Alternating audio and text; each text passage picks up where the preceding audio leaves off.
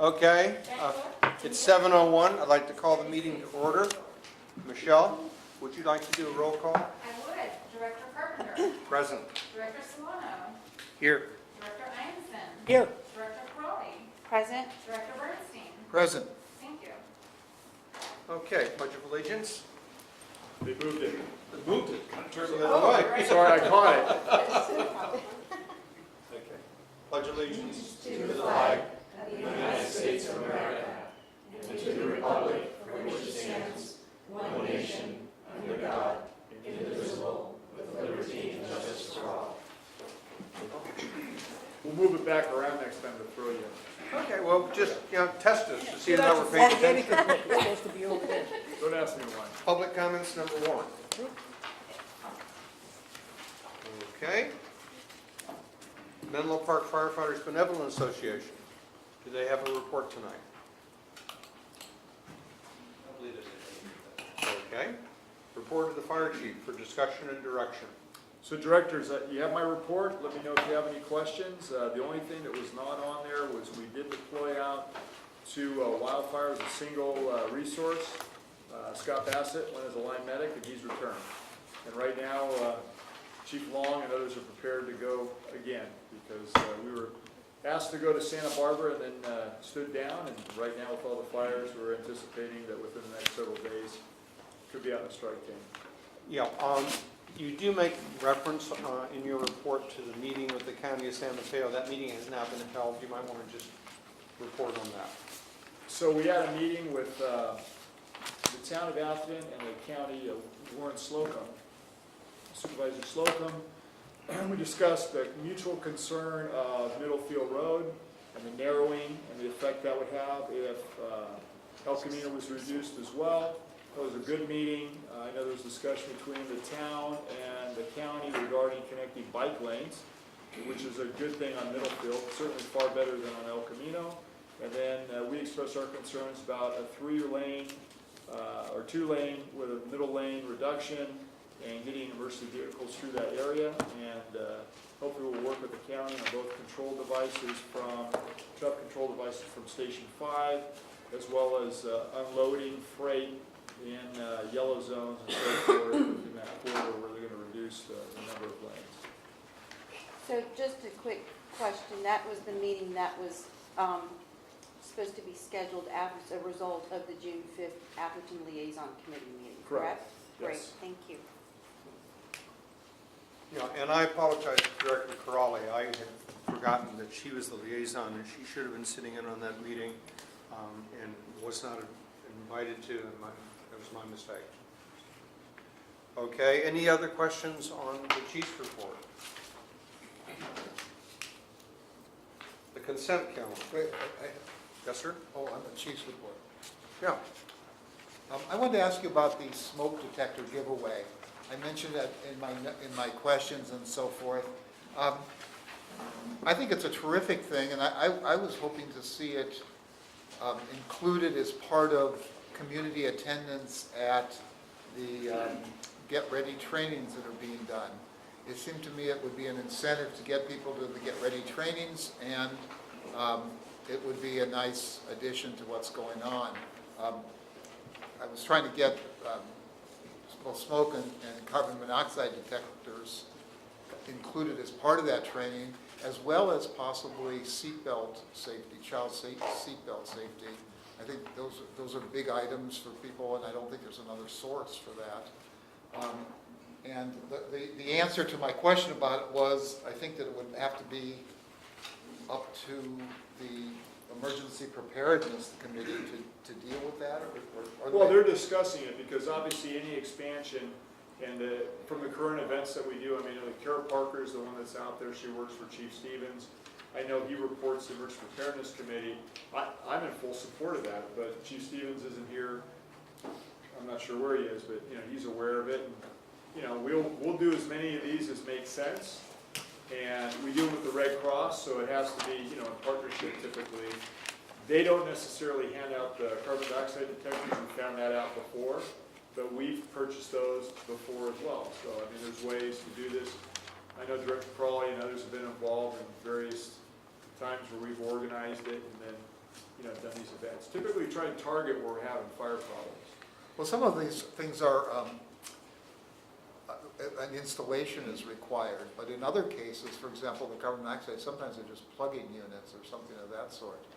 I didn't realize we paid for them. I was under the impression that they were given to us or donated.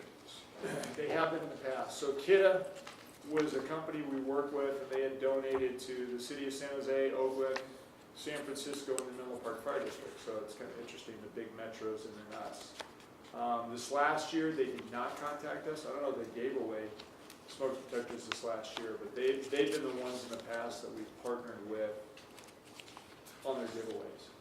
So, But let me just add, I think in East Palo Alto particularly, we're working, and we're about to start the trainings for roughly 8,000 residents on the west side, and it just, I think, would be a great addition to be able to have these. Now, in many of these cases, the apartment building owners are responsible for having that equipment installed, but there are people who live over there who don't live in Woodland Park or the Eden housing or whatever.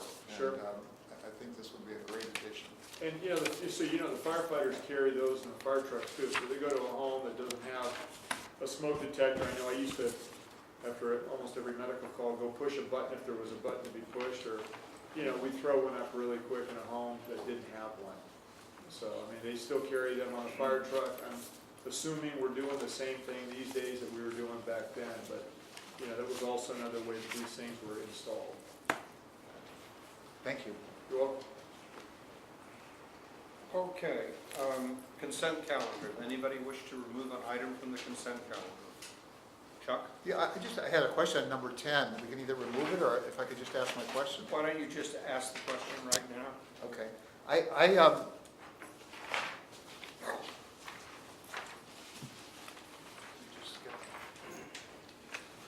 This is the first time I've ever seen this type of a report as part of our packet.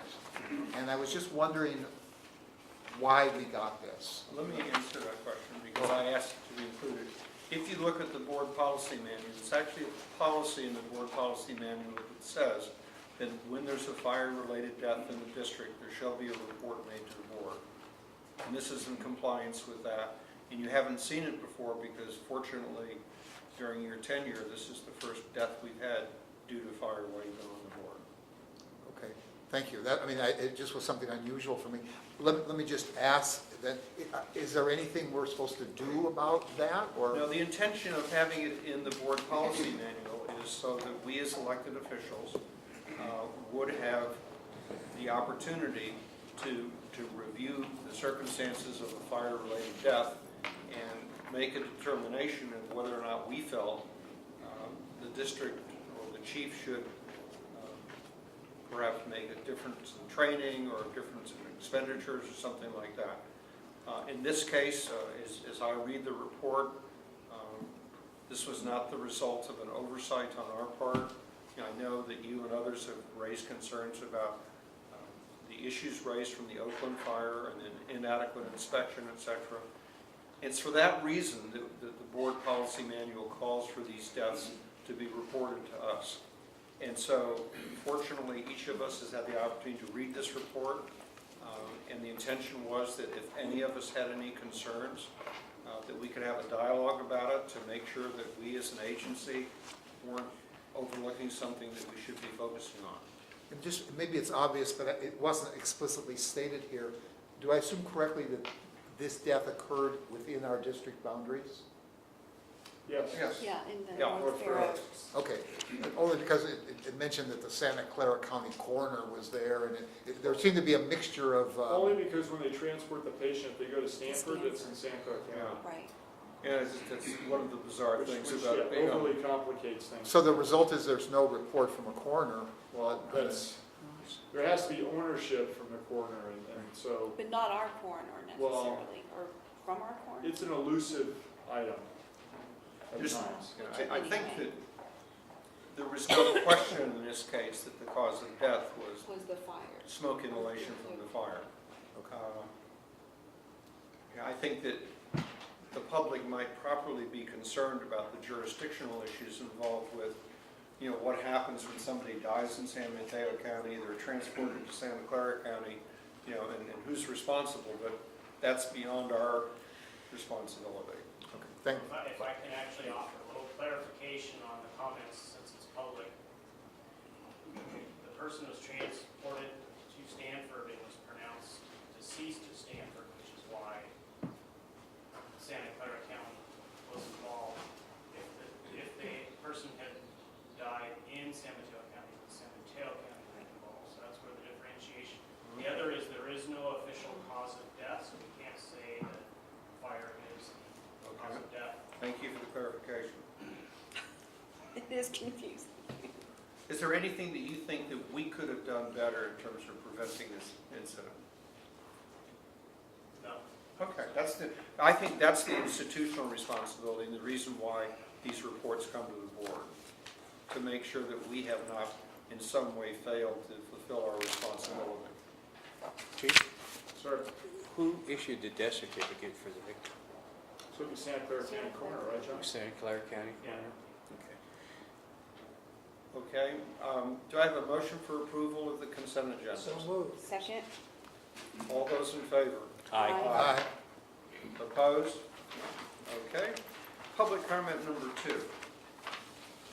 And I would note, looking at the agenda, we usually have a public comment number 3 at the end of the agenda, and for some reason that's not on this agenda tonight. I have a public comment to make at the end of the meeting, and I will do that. It's not related to an item, so I won't do it now. And I will simply do it under public comment number 1, postponed, if you will. Okay, regular agenda. Item number 11. Fire Chief executed compensation plan for the unrepresented management and confidential group for the term July 10th, 2017 through July 9th, 2018. So you have the report in front of you, and there's actually going to be 2, but I'll let Brenda, since she's the HR manager, explain, because she's the one that's actually written the report, and has done all the research, and has put this together. So she's prepared to answer questions or do a short presentation, whatever you prefer. I don't have a formal presentation, I just would like to let the board know this did go to the finance committee, and from there made one minor edit from what was originally proposed, and I'm happy to take questions. Well, let's just go through. Rex, do you have questions? No. Rob? I just have 2. The unrepresented, the chief officers, and are we going to lump them together, or are we going to go one at a time? It's 2 separate. 2 separate. 2 separate. All right. Well, let's just do the unrepresented management confidential group. That percentage was basically the same for the firefighters that we negotiated for? Yes, so for the unrepresented managers, the comparator would technically be AFSCME if we were to do that, and the 3% is comparable to the. So it would parallel basically what the firefighters, with like a CPI figured in that? So yes. No more, no less. Yes. No more, no less. Okay, that's all I have for 11. Virginia? So I kind of read this report and the other report, the subsequent report, kind of together. And I'm just trying to understand what this net increase would be. With the net, if any, in terms of the costing? Yeah.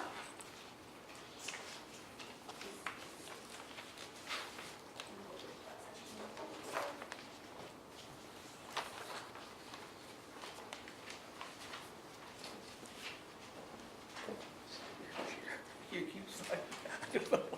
It's on the second page, It's gonna go Brenna? down. Second page of the staff report? You got Yeah, it page loaded. 2, but, I mean, I didn't see it as obvious as the item number 12 about the chief officers, so that's probably why I just have that particular question here, but it would apply to the other group as well. So, and I'd have Kathy speak to this more specifically because she did the costing, but from what I can tell, it's a $74,000 increase on the management confidential in the fiscal year 17-18, which is what we're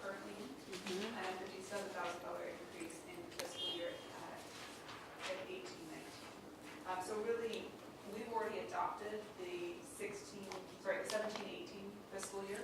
And we've already implemented that increase because that was effective July 9th, so that has already happened.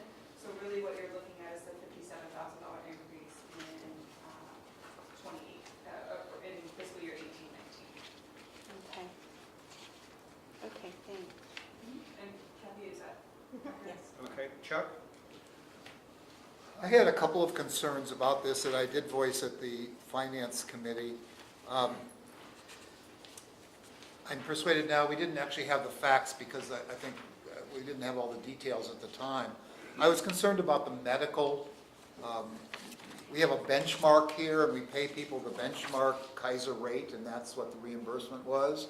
And of course, when it goes up, we always increase our reimbursement. And this year, it actually went down, and we weren't lowering our reimbursement. And I don't think that's correct. But what I also then noted, because I raised the question today, and I got a response that said, well, part of the reason was that the management employees, and I assume this means, and the chief officers also, were shorted in their reimbursement in the prior year, which I don't think should occur either. I mean, I don't want anybody to be shorted. But I think if we have these benchmarks and these triggers for increases and it decreases, I think they should decrease too. I think we should do whatever the benchmark says. I don't know how we make up for a shortfall. And in fact, I'm not even sure why there was a shortfall, why we didn't peg it to the same thing that all the other employees were pegged to. But apparently we didn't. I was also mistakenly under the impression that it was substantially more money. In fact, I thought it was 10 times as much. I thought it was about $300 a month, and it turns out it was only $30 a month. So it's not a huge amount, but I think it's bad practice to not lower things when the benchmark says we should lower it. What I'm concerned about, though, is this raise issue. The raise, it's suggested in here that people will get a salary raise of 3%. If that were true, I would be supporting this. But in fact, that's not true. This is not a salary increase of 3%. This is simply that the rate structure inflates by 3%. And this is something that I thought was a policy of the district that we didn't have. We didn't have COLAs. We didn't have automatic increases. But this is, in fact, an automatic increase. Everyone gets it. Now, they aren't guaranteed it, apparently, but when I asked how many people are going to get this, I mean, it turns out that unless somebody's on the verge of being terminated, everybody gets it. So it's automatic. Then regular raises come in. So this isn't the salary increase. This simply is the inflation of the salary structure. And within the salary structure, everybody gets inflated 3% just without doing anything. And then they get a raise of some sort. And I'm not clear how the raises are determined exactly. I would like to see our payroll go up by no more than 3%. That's what I would like to see. I don't know how to affect that, because we as a board don't see individual raises. We don't see the mechanics of that. We don't set limits on people. We don't have a step chart as you would in an educational organization. I don't know how we can deal with that, but it feels like we really don't have any say in terms of how much compensation is going up. So are you saying that the net amount is 6%? For example, No, I mean, I'm looking at. It's unknown. No, it's 3% just automatically, and then people get, Right, Can for I just example. ask for Brennan to clarify the facts here? What is the relationship between what Director Bernstein refers to as the scale, and then are there individual increases in addition to that change in the overall baseline? So I think that the most effective way to answer that question is yes, there is a 3% increase that does affect the pay structure, and that historically for this will be the third comp plan with this mechanism, that everyone moves that 3%. Within that range, and we established ranges for a reason of having discretion. We are not a unionized or organized management group or chief officer group, and so therefore the importance or the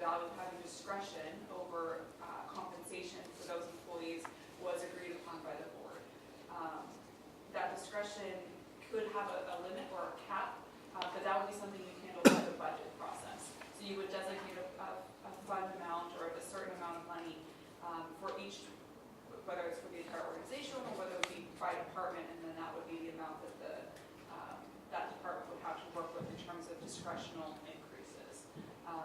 But to speak more broadly than that, I can't say that it would be 6%. I can't say that it would be it's discretionary. Well, so I have a quick, so is this I amount? didn't finish my. Oh, sorry. I interrupted you. Please Yeah. go Sorry, ahead, Chuck. sorry. I was just No, trying to go get ahead. clarity here on the facts. Yeah, and I was trying to do that too in this Well- chart. On this range, I just want to be clear, this range is enormous. Somebody could in fact get a 50% increase, that's theoretically possible. If we take, say somebody, this applies to no one, but if somebody were to make $100,000, the range, or the midpoint is $100,000, sorry, the midpoint's $100,000. The range could be as low as 80 and as high as 120. That $40,000 range over the denominator of 80,000 is a 50% increase. So if somebody were at the low end of the range, it's possible to get a 50% increase. And I'm not saying it's happening. I'm just saying that we as a board, and I believe in discretion also, but we have no control over how much we're spending and what's being given away. And while in a sense we're allowed legally to take it back, I think practically speaking, it would be very difficult to take back anything. So I'm very concerned. First of all, the publicity, and I don't know where this came from. This is Friday's Daily Post, and it has, thank you, the Daily Post, for putting our agenda in here. But this is what the public reads. It says, pay raise. Board will vote on whether to approve a 3% raise for the board's administrative service managers. That's in fact not what we're voting on. We're talking about a minimum of 3%, but in fact, it could be much higher. And this is just misleading, and this is one of the things about transparency that concerns me deeply. I don't know how we can solve it tonight. Since this plan doesn't go into effect for a year, it seems to me perhaps we ought to table these. There's nothing in here that has to be approved, as far as I understand. Am I wrong? Yeah, it does go in Peter, effect, I have a question. it'll be in effect July 10th. So this sets It's the current year. the It's the compensation current year. plan. You told me the financial part that went into effect July 9th. The 3% increase goes to the end of it. Okay, well, I'm talking about the 3% portion only right now. That doesn't go into effect until a year from now. Correct. But the entire comp plan as it is being presented would be in effect starting July 10th. And So- then in terms, I don't know if you want me to speak to the. I finished my statement for now. So I have a quick, Brenner, and then Virginia, and then Rob. So the notion of a 50% increase is not reasonable. The district has an established practice of giving much less single-digit increases based on performance. Yes, there is nothing written that we could or could not give a 50% increase, but we give reasonable increases within the parameters of the budget. So that wouldn't be something we would ever do. And they have to be approved by 2 levels of management, including human resources. So Do you have a separate budget line item for this category of personnel? no. So how would we know how much has been spent in addition to the 3%? So I would ask Kathy how we budget for performance-based increases. We generally budget on the high side to be safe, and we budget at 5% And increase how do- across the how do board. you- 5% in addition or 5% total? net, right, that's what I'm trying to Let understand, the me net, see. sorry. 5% net, Okay, The 3 plus 2 Plus. more? yes. Think less. And do you report the actual, as we go through the year on that line item? Yes. And for example, for the last, can you recall what it was for the last year? so is this a net? Percentage-wise? What? No, but I could probably find it. Well, I would suggest we don't necessarily take time, but I think Director Bernstein raises an important issue. And also, I would point out, it's not obvious to lots of people. These issues always come to the Finance Committee. We have a very thorough discussion there. Director Bernstein in particular spends a lot of time going through these kinds of things. people should understand that this is not a casual process. And I've read references lately to how blithely we deal with our budget. Well, by the time the budget gets here, there's been a lot of homework done by the Finance Committee, Director Bernstein and myself, and that's not reflected in the fact that we then we accept the recommendation of the Finance Committee. And similarly here, we had a really good discussion at the meeting. We clarified a lot of issues. There's still this remaining issue that's not particularly clear. And I would recommend to the staff that you come back to us at a subsequent meeting and try to find a way for us to be more comfortable with this process and make sure that we have a proper degree of oversight. Virginia? So, okay, so this, I'm looking on page 2 of your staff report, Brenna. Of which one, the management and confidential? Yes, Okay. yeah, on item 11, because that's the item that we're on.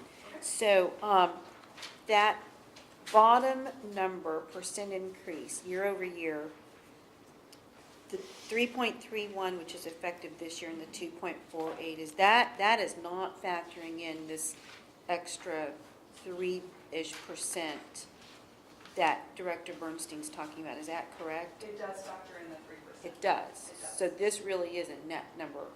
Okay. Now, we need to be absolutely clear here. You're saying that,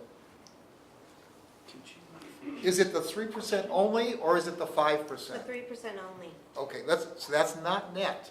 So when they say yes, and we're not speaking the same language here. So there's a 3 and a possible 2. This only includes the 3% that we're voting on today. Right, This- but I'm asking, is the additional 3% that you talked about factored into this bottom line? Yes, but Year it's over not year. net. So Okay. discretionary increases are not a part of the Okay, compensation plan. I get the process. net, okay, it's I'm getting the terminology, I'm not using the right term. Well, But this is the amount, For 3%. right?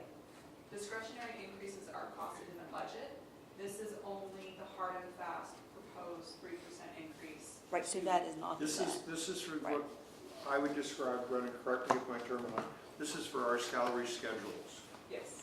Right. And so Not- everybody fits into a salary schedule, but a salary schedule does not determine that person's compensation by itself. It provides a range Right. in which that person then can be paid, and where they're paid within that range is a matter of management review and approval. Right, so, And- and I get that, I just think in terms of understanding the automatic 3%, that the public should be aware of that too, which doesn't seem to be reflected in here.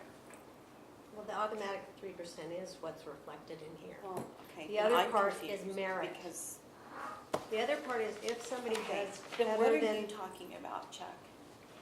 I think we're in agreement, so let's just get you up to speed here. on this. Okay, The- because I'm clearly The missing salary something. charts moved up 3%. Yes, And that's that's what's costed. this, Yes. right. But that's not the salary increases, and it's confusing because this says I things get like that. base compensation salary, and that's not the base compensation salary. It's simply the salary structure was inflated 3%, but their base salary could be going up 5% on average as Because of the automatic increase. 3% is automatic. Right, but that, Yes. yes, okay. Yeah, and then there's this merit or Merit. growth or Okay, whatever, okay. which is another 2%. Okay. Brennan, is that a correct interpretation?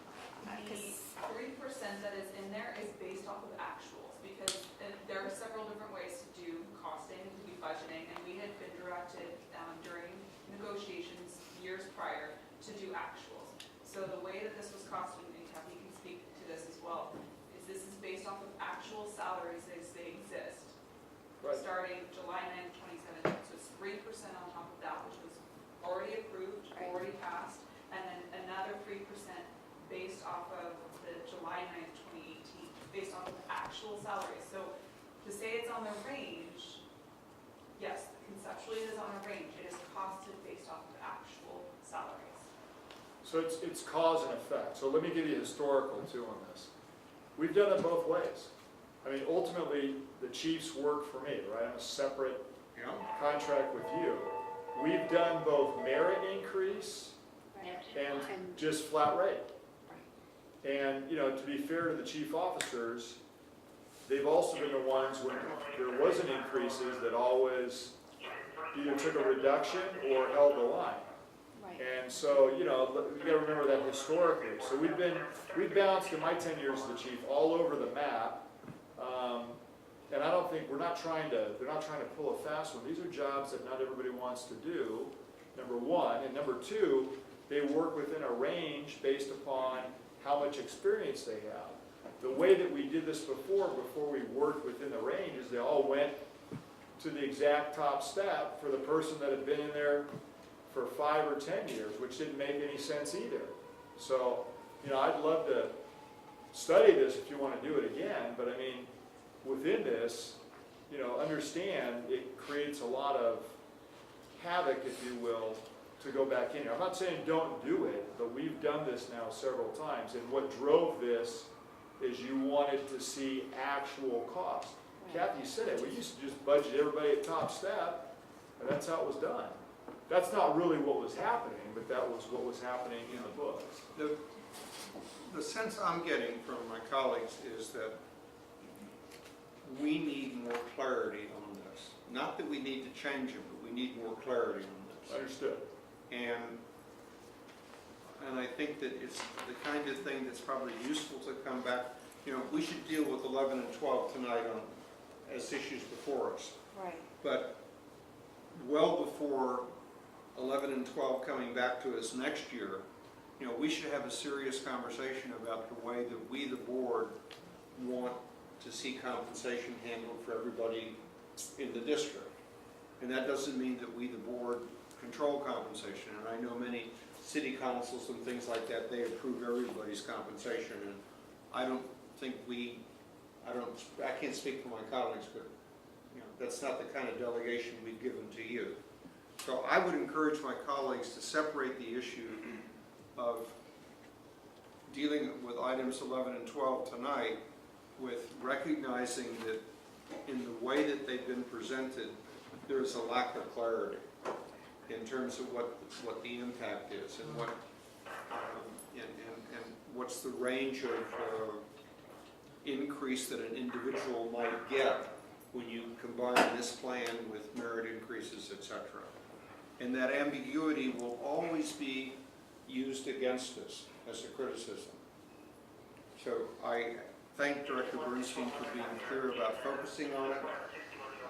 We struggled with it at the Finance Committee. We were dealing with slightly different aspects of that. And we'll just put it on if my colleagues concur, we'll put this on a future agenda for saying this is the process we want to deal with, and separate the process from the actual actions that we're taking tonight. Chuck and then Rob. I just have an addendum, and I concur with Peter with everything you just said. This is an improvement, actually. The budget, well, let me say it this way. The budget itself is really not a very good mechanism for dealing with compensation. But we are doing it much better now than we did it before. When I first came on the board, for example, we were budgeting vacant positions where there was no intention to fill them. We were budgeting positions that might be filled midway through the year, but we were putting a whole year's worth of compensation in. And as Kathy said, maybe we were doing it at the highest level. So the budget itself had a whole bunch of fluff in there. And so within that, compensation could go up unreasonably because the budget was kind of padded in some ways. I'm told now, and I have every reason to believe that it's true, that the budget is actually realistic in terms of that we're budgeting for what we think will happen. But we don't know. A new person can join us and another person leave us, and nothing's ever going to be exact as we go here. But the budget itself just isn't a good mechanism for regulating compensation increases. And I think that either we need to deal with a total dollar number, or we need to deal with a range that merit will range from 0, if that's warranted, to 10%. And I'm not trying to dictate it. I'm just saying that we need something where we could approve it and say, yes, that's a reasonable policy. That's the right amount of discretion to delegate. because we're not, there's no abuse going on as far as I know, but we don't always have the same staff here, we don't always have the same people, and I think it's worth having a system that we feel confident in. So Okay. I'm seconding your comments, Peter. Rob?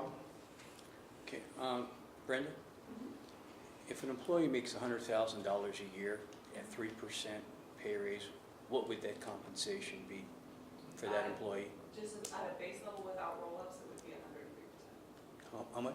or $103,000. 103,000. Okay, all right.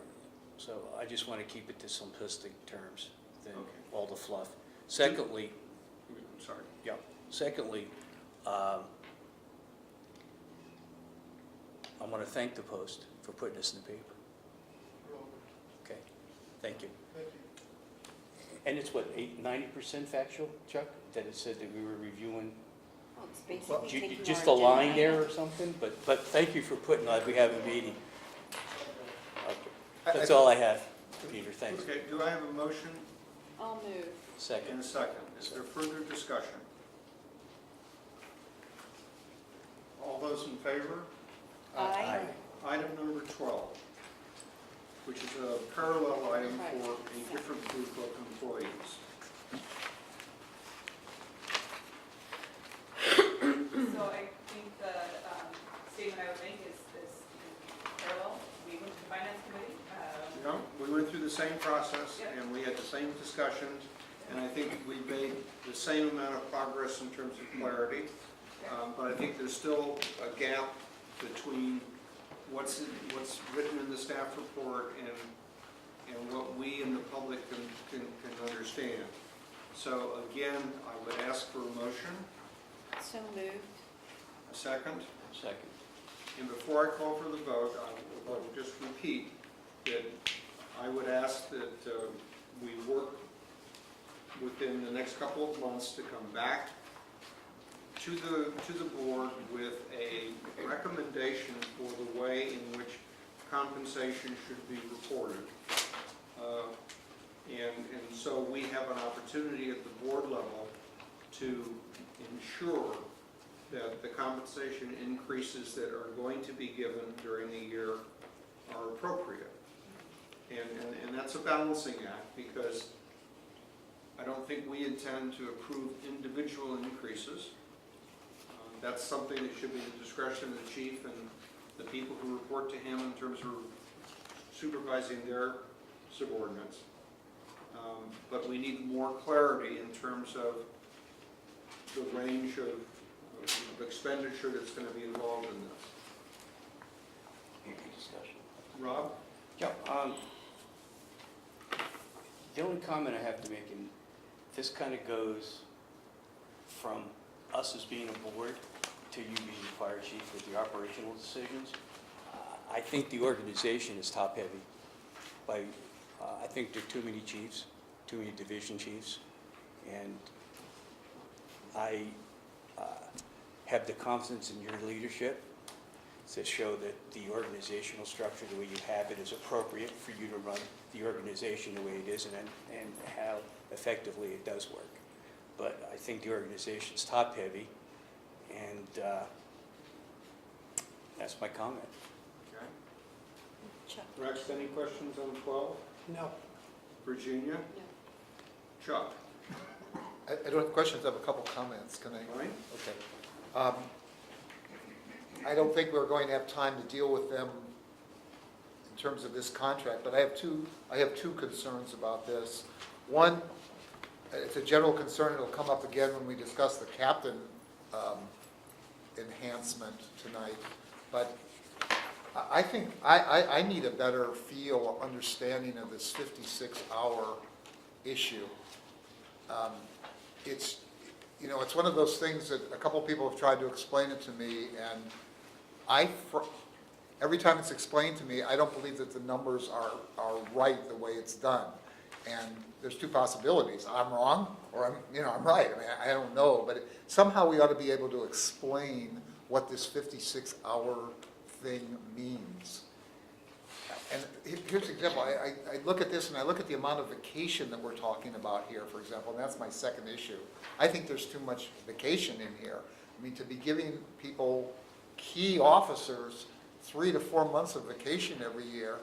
People say, oh, they don't really take that, that's just their compensation. Well, if it's compensation, it shouldn't be in here. This, compensation ought to be compensation, and vacation ought to be vacation. But it's not, they say, but it's not really what it looks like, because it's based on 56 hours and all, and so I feel like you can never understand how much vacation it really is, because the 56-hour problem is just not, at least for me, understandable. I know I'm capable of understanding it, so somehow, I just want to make a plea to be able to understand that You're better. talking about the shift schedules, or are you talking, because we have two things. I quoted directly to you in some previous questions you submitted, the exact FLSA law and the 7K exemptions explains all that. So, I mean, if the education part's not there, I'm not sure what else we can do for you. Well, I'm sorry, I don't think the federal law explains a 56-hour schedule. We have to comply with it.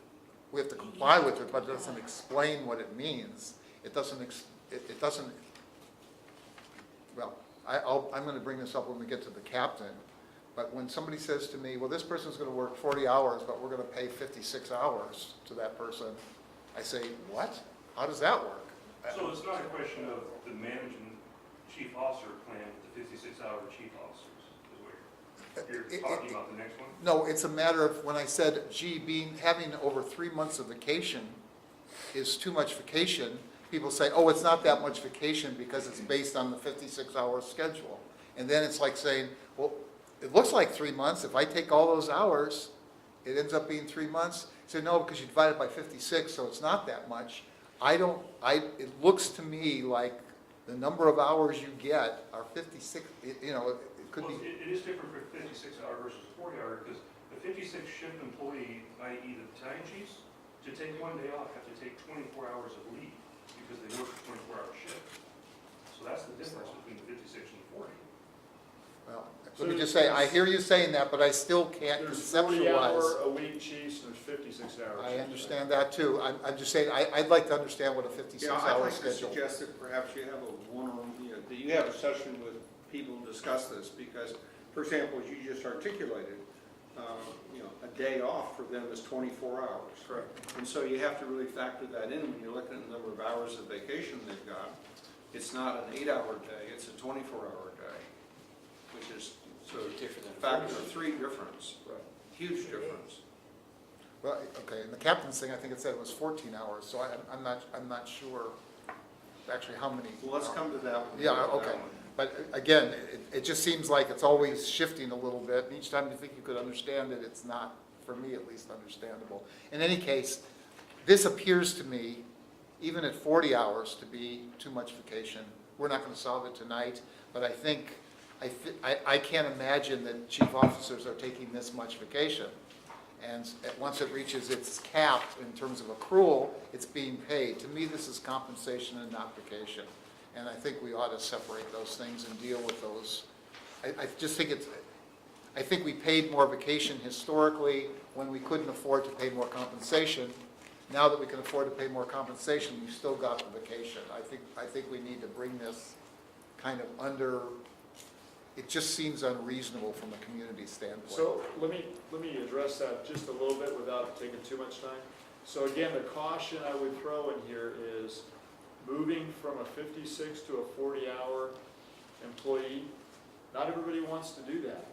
And as you can see by the age of the chiefs, and as we see by what we call open task books of individuals within the organization who want to do these jobs, there's not a huge line of people.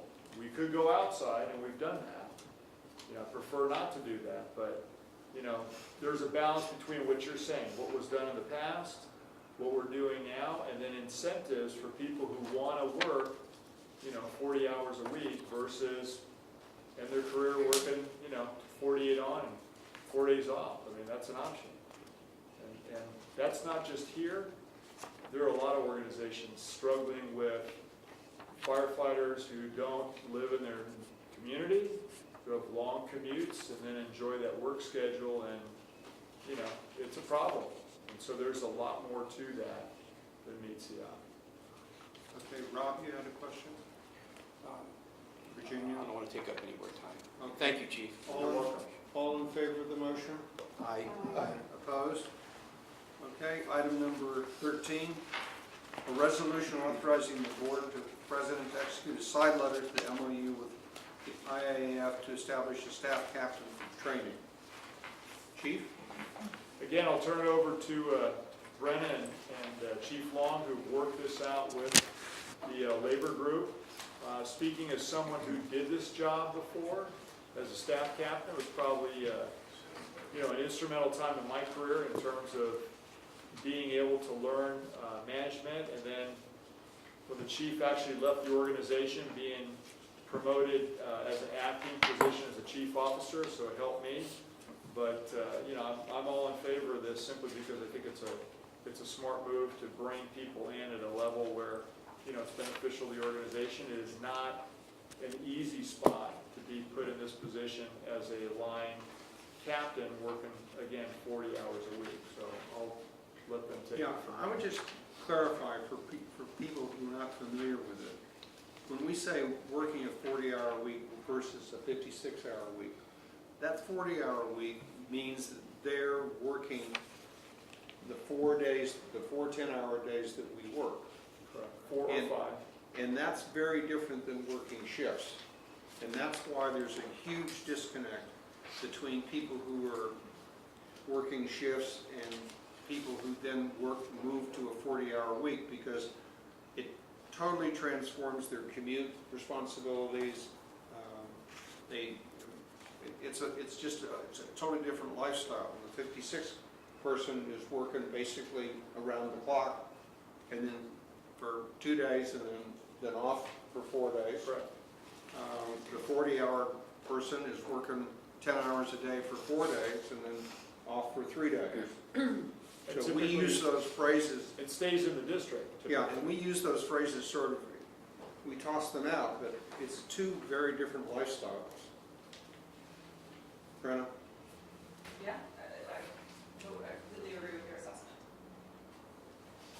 And we have had a particular, certainly during my tenure on the board, one of the most challenging things that we faced in this fire agency, and I don't think we're all unique in this respect, is finding ways to motivate people to move from being a 56-hour employee on a shift to being a 40-hour employee.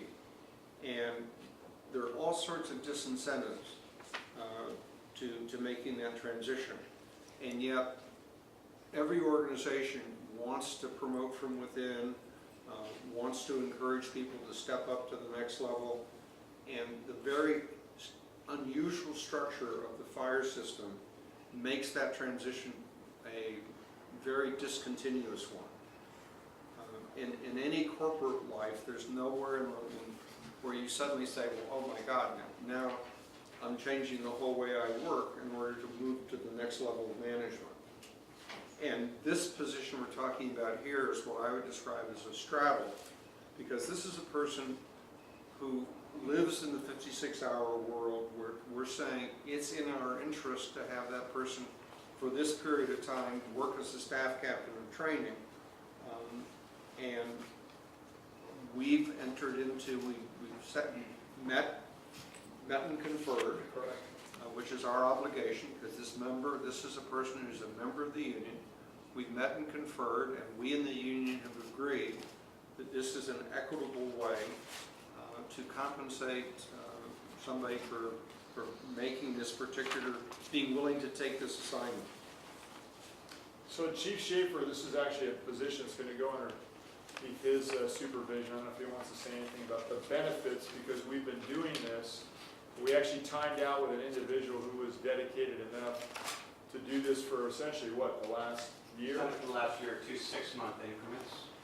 He came in for 1 6-month increment, and I asked him to stay an additional one when I was promoted to division chief of training, because he was doing such a great job, and I knew that we wouldn't be able to get a permanent position until the fiscal year, and we were able to pass it through the budget and through this process. So he gave up a lot to take this position, just because he believes the need for training is so high here, which I concur. and he has done remarkable things within the training division, of which I've been able to watch for the last 6 months. As I wrote in the staff report, we have difficulty maintaining our minimum requirements because there's so much required of the firefighters for training. And it takes a lot of time to ensure that everybody gets the proper amount of training and a high quality level of training. Having a staff captain in that position relieves that anxiety a lot because it disperses out a bit of the workload and allows us to have just a higher level of training. And we're able to dot the I's and cross the T's like we have not been able to do in the past. We've been doing well, but we've jumped up a level in our training division in the last year because we've had a staff captain assisting in that position. It's been night and day. Rex, questions? Nope. Rob? Your current staff, how many people do you have in your current staff? In the training division, Yes. so currently there is no staff captain because he timed out, and we do have an administrative assistant who helps with training and EMS, works upstairs with me. That's Jason. So out of how many employees, firefighters, you have to deal with, what, 93? So there's only 2 people and yourself. Correct. So basically yourself as a firefighter, so-called division chief, and an admin assistant? So you don't have Correct. another firefighter that's Well, part of your staff? I have the truck captains as the PTOs. They're also part of the training division. They're on the 56-hour weeks. So every captain has something that they're in charge of at every station. The truck captains assist in training, but they have a different job spec as far as taking care Different of the probationary responsibilities. personnel on their shifts and maintaining the training, scheduling and calendaring their shifts, Well, as well as running calls on the truck. Right. Well, you know, training is such an important function in any agency, no matter public safety, law enforcement, fire. I mean, I think this position would be great. You know, you need help there. And then in order for us to maintain our ISO rating, we want to keep our training level high enough where that we can accommodate not only the training, but to provide the proper documentation that's needed. So I'm for this 100%. I appreciate that. Thank you. I tell the firefighters that train as if their life depends on it. Well, it does, and it really does. The way you train is the way you live, and the way you do the job. Practice how you play. So, Play how you Virginia? practice. So yesterday, I asked Harold why the president was authorized to do this, and he gave me a great historical perspective that I didn't see in here, but I think for the benefit of the public, would you mind just, instead of, my Well, question yeah. is, why weren't you doing this, and this is coming from the president, and I think that the public should hear why, because I think it's a big improvement from where we were 20 years ago. Yeah, I mean, there was a chief 20 years ago, his name was Rick Tye, and he did a lot of direct dealing with the union that the board was not aware of. And so the direct, fallout of that when he disappeared one night, nobody knew he was gone for a week, was that, the board found out about side letters and other things. It's a kind of a long story, so I won't go into it, but it certainly wasn't an easy period for the board or the organization.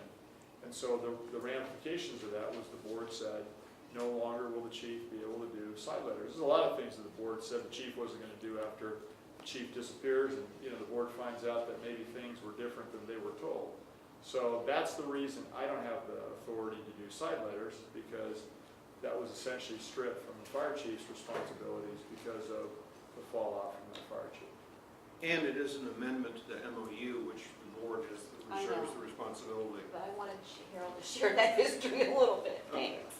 Anything else? Yeah. Chuck? I have a number of questions, I have Go a ahead. couple of comments. Let me ask, Chief, you just said that the captain that was in this acting position gave up a lot. And let me say, I think he was very good, and I think he was excellent. But what are you talking about, money, or what did he actually give up? Well, he lives quite a ways away, so when he was here, he was staying in the district I see. because it was not worthy of him to go home and come back the next morning. It's a long ways. So he gave up a lot of time with his family. He wasn't eligible to be able to work overtime while he was working those days, so he wasn't able to work extra days except on weekends, And by the time the weekends came around, he was already exhausted from the work I was giving him, and he would go home. Okay. So I think he gave up, the ability to assist the district with backfilling positions, which we have to do when someone's off. Not being able to go home to his family without having a super long commute. And there was no extra incentive, as is with this side letter. He did it because he felt that he had something to offer for training. And he did not take the easy road, he took the hard road. And I really, appreciate what he did. How did we manage to implement this without a side letter? There's an MOU provision that allows for interim staff captain positions. And is that the 6-month limit on term? Yeah. I So that's see. it within the current And contract. now this will be a 2-year deal. And This is completely different because it's an actual FTE position. Before, we were utilizing the language to allow us to do this for short terms. Did it twice after we went through approved labor. Through the budget process, we asked for this position as an FTE. This is the back end of that. This is the meet conferred labor. Is okay, now this is a new position per se within the MOU. How do we address it? There's only 2 ways to do it. Either open the whole MOU, which I recommend not doing that. I just see that idea to open up everything for both sides, or you do a side letter. So this is just meeting with them to confirm the parameters that's agreeable for this new position. And then if I could follow up, and this was something you mentioned, Chief Long, on the side letter, which is attachment letter B to this, in the at the bottom of the 3rd paragraph. The formula? Yeah, for this position, it says if somebody takes a 10-hour day, it uses 14 hours of leave, and there's somebody else apparently, if you take 10 hours off, it's 24 hours. What's the difference between Well, no. those? Any 10-hour employee only takes 10 hours off. Any 24-hour employee only takes 24 hours off. What this is here, and I'll have Brenda, because she dealt with Dave Swim, their business manager, I guess, per se, while I was on vacation, a lot of this. But basically, this is create a formula that this employee doesn't overly benefit from being a 56-hour employee, earning leave at 56 hours, but only taking it at 40. So it's a factor to ensure there's a little more balance. So if he wants to take, he or she wants to take a 10-hour day off, it's actually going to cost them 14 hours. But that's because they accrue it at a 56-hour rate. Did I explain that? So, but who's the person then who takes 10 hours off but has to accrue 24 hours? That's, So, I think, just to be clear, this person is going to still be regarded as if they were working those 24-hour shifts. And that's a benefit to the district because it's a lower liability on the overtime rate. In consideration of that, they're still going to accumulate time off annual leave as if they were a 24-hour employee. But so that they don't excessively benefit, we're only going to make them use annual leave as if they worked a 10-hour day. So they're still accumulating that 24 hours, but they're using it in a 10-hour chunk. but I understand that. I guess I'm not understanding the example that you mentioned earlier about if somebody takes a 10-hour, they have to take 24 hours. I'm wondering, who is that person? No, so I think you got confused on that. Prior, what we were talking about is a battalion chief, so, There's none in the room none right yet, or none here right now, but someone who works in Station 1, works a 24-hour shift, battalion chief, so someone in that prior group that's not represented, they're an unrepresented battalion chief. They work 24 hours. When they take a day off, they have to take off 24 hours. I see, but they're not taking 24 hours from their accrual. That person will be, this person will not be. And what's the This difference? This is a one-off special Yeah. side letter for this. So if all you board members understand this, then there's something wrong with me. But, Chuck, no, this is, what we've got here is a hybrid position. Right. And so it is different than somebody who's a 40-hour person or a 56-hour person. And what the MOU side letter attempts to do is to try to find a way to define the benefits of that hybrid position, and it is unique. okay, well, I'll leave that there. Let me ask then another question so I make sure I'm understanding. When the list of key elements is described, there are these 2 statements that they work 56, but they're paid for, I'm sorry, they work 40 hours, but they're paid at 56 hours. And let me understand. So if we took 52 hours in a year, 52 weeks. 52 weeks, excuse me, thank you. 52-hour weeks in a year. every week they get paid 56 hours worth for the entire 52 weeks? On average, on average. So the way we do payroll here, we're gonna get down to some nuts and bolts, but the way we do payroll here is we pay twice per month. So thinking about it as on a weekly basis isn't probably the most accurate way of doing it. Okay, so, It's but, a phrase. and I understand that, so you could take the pay, you could multiply by 52, you get the annual, and then you divide it by 26, which is the 26 pay periods in the year. We do 24, because we do every two every month. So Well, it wouldn't, there's 24, it couldn't be 24, it has to be 26, because there's 52 weeks. No, it's 24. 12 months. Oh, 12 months, okay, twice, okay, I'm with, so, but still, if somebody works, am I understanding correctly, though, if they work a 40-hour week, they put in 4 10-hour days, they're gonna be paid their regular rate times 56 hours? Yes, and again, this is actually, so I'd love to sit down with you and That'd be good. Chief Schaefer to go over this, because it actually is a benefit to the district to do it this way. Our overtime rate, the dollar amount that we pay is lower, and I can whiteboard it with you, but I will tell you that this was a huge concession the union made. They wanted the 40-hour rate, because then they would have made a much higher overtime rate.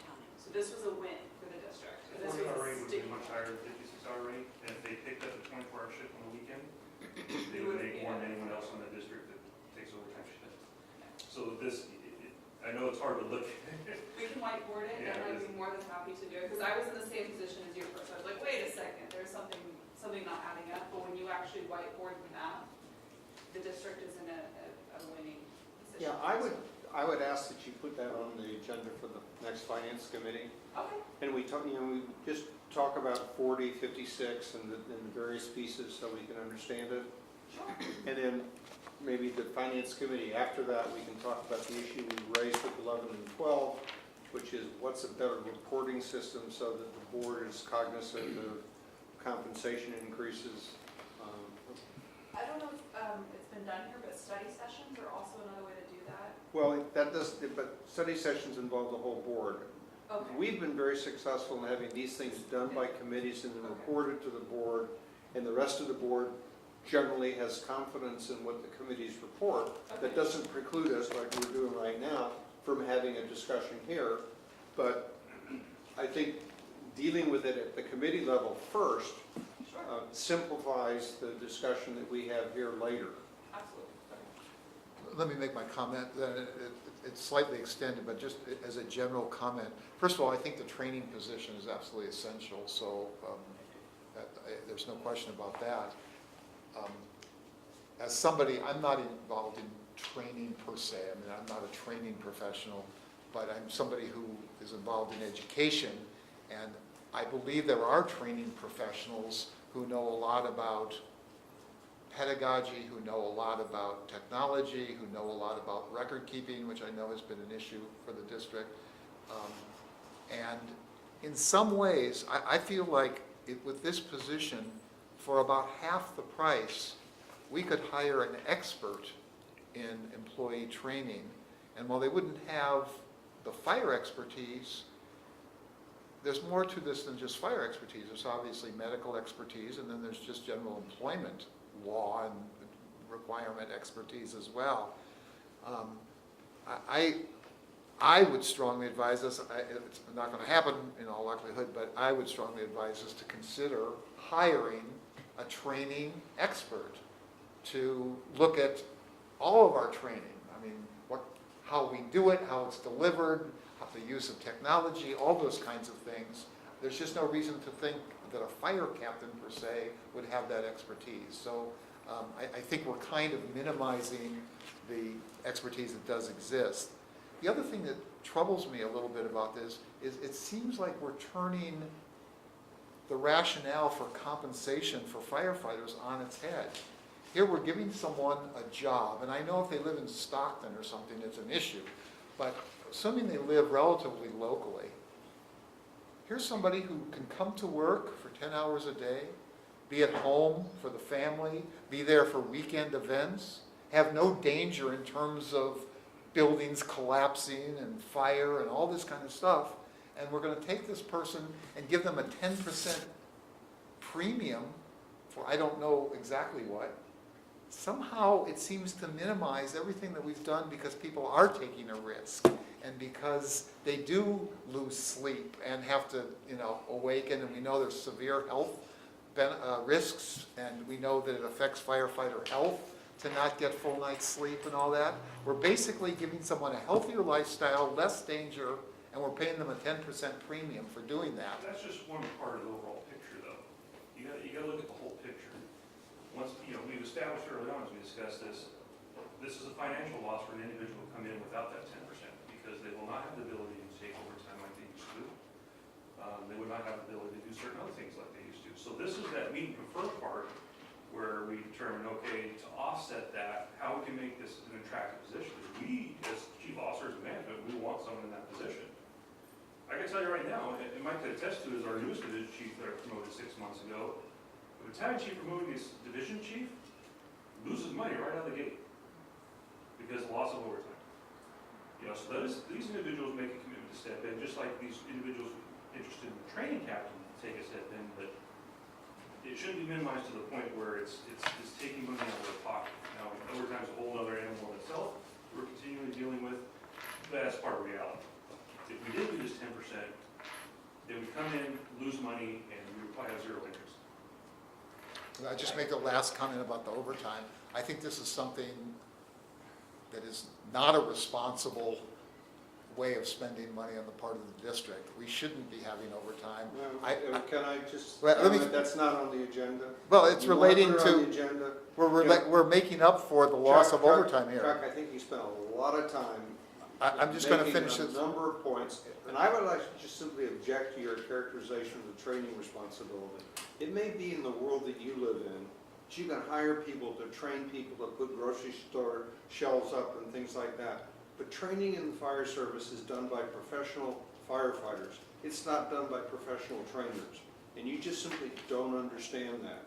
And I think your comments reflect a lack of understanding. I would encourage you to spend time, with the people who are involved in training here and understand what goes on in training. It is not, you cannot go out and hire somebody with that expertise.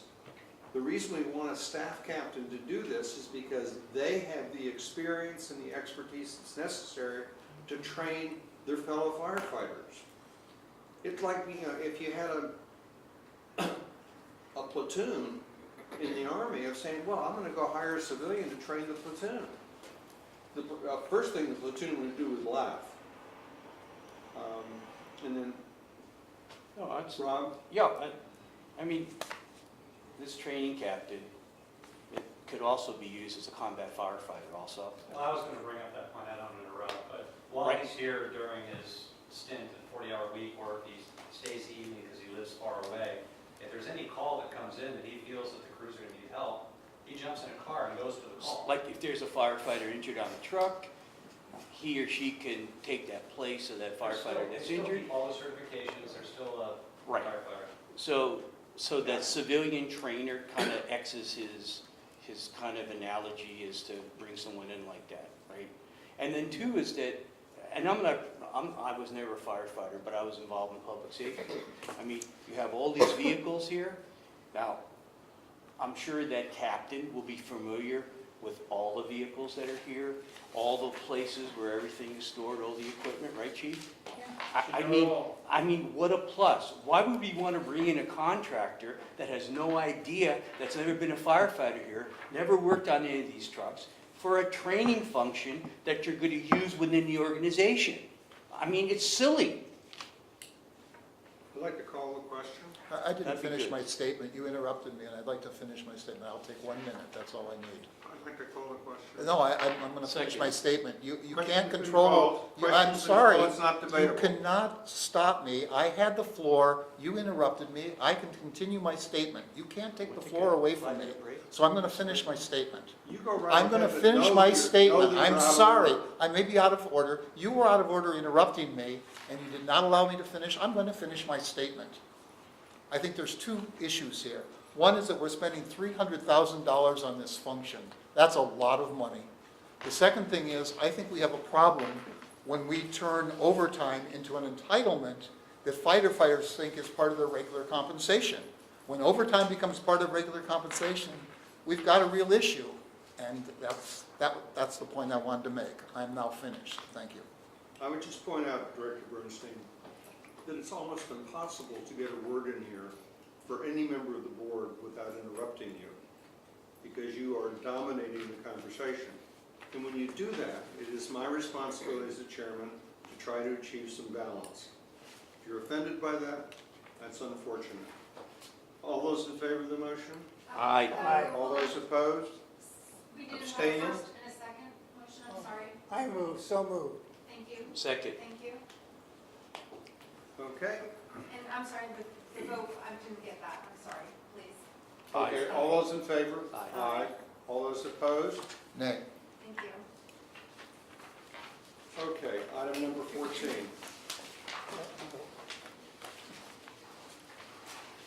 Hey, Mike, can you crank that thing up a little bit? Thank you, Chief. Iceberg. Thank you. Crank it up or down? Don't make it Up a colder. little bit. Crank it up or down? Do we want it colder or hot? Oh, it's cold. Cold. Oh, it's cold. That's perfect. I don't know, maybe my blood pressure's up. Okay, item number 14. There's been an excellent staff report prepared by the legal counsel. We have two issues before us, one of which is the discussion of the adoption of a general policy for filling board vacancies, or alternatively, to discuss an implementation for filling Director Einson's resignation specifically. And when you look at the board policy manual, it does not specify a particular procedure in terms of election versus appointment that we would follow. And so one of the questions before us is, do we wish to address that? And to say that as a matter of policy, when a vacancy occurs, we will call for an election, or as a matter of policy, when a vacancy occurs, we will make an appointment. Discussion. Yes?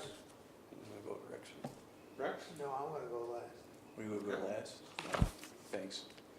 I would rather leave it the way it is in the manual. Have it, either Case by election or- case basis? when- Case, absolutely, case by Okay, case basis. fine. Especially to save the taxpayer money. I mean, I think existing board members can make a factual, reasonable decision relative to another board member, because we're going out in the field. We have a great CERT program. We have a #1 fire agency. I mean, we have a large group of volunteers. We have a lot of people that are interested in public safety within the community. And I think it should be, at the discretion of the board, either Okay. elect or appoint. Virginia, I agree. comments?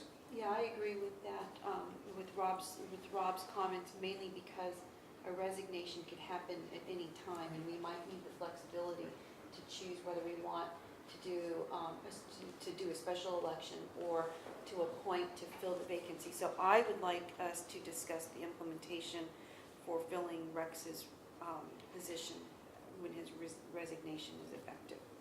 Okay. Chuck?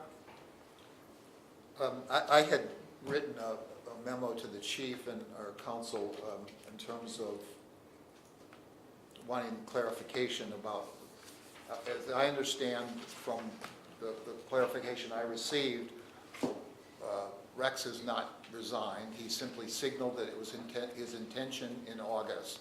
So at this point, there's no vacancy. Is that correct? Okay. And I wanted to just say, I said it privately to Rex, but I also wanted to say it publicly. There was a story in today's Post that suggested that somehow I was pushing you to be off the board, and I just want to be clear, Rex, that that is entirely untrue. It was Really, exactly. I have to read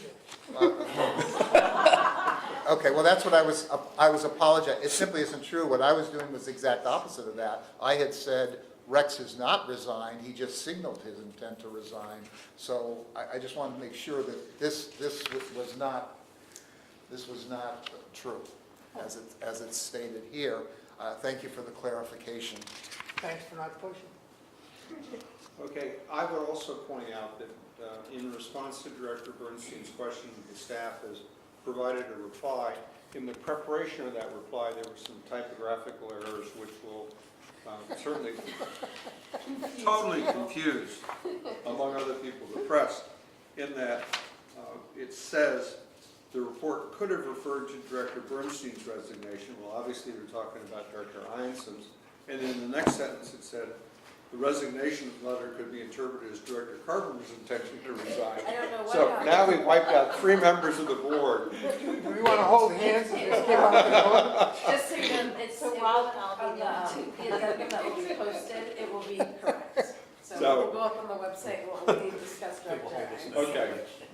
For 3 So months. my sense Please don't is, quote it. my sense of the colleagues is that we want to leave the board policy the way it is, so that the board then has the discretion at the time that a vacancy occurs to fill it as we see fit.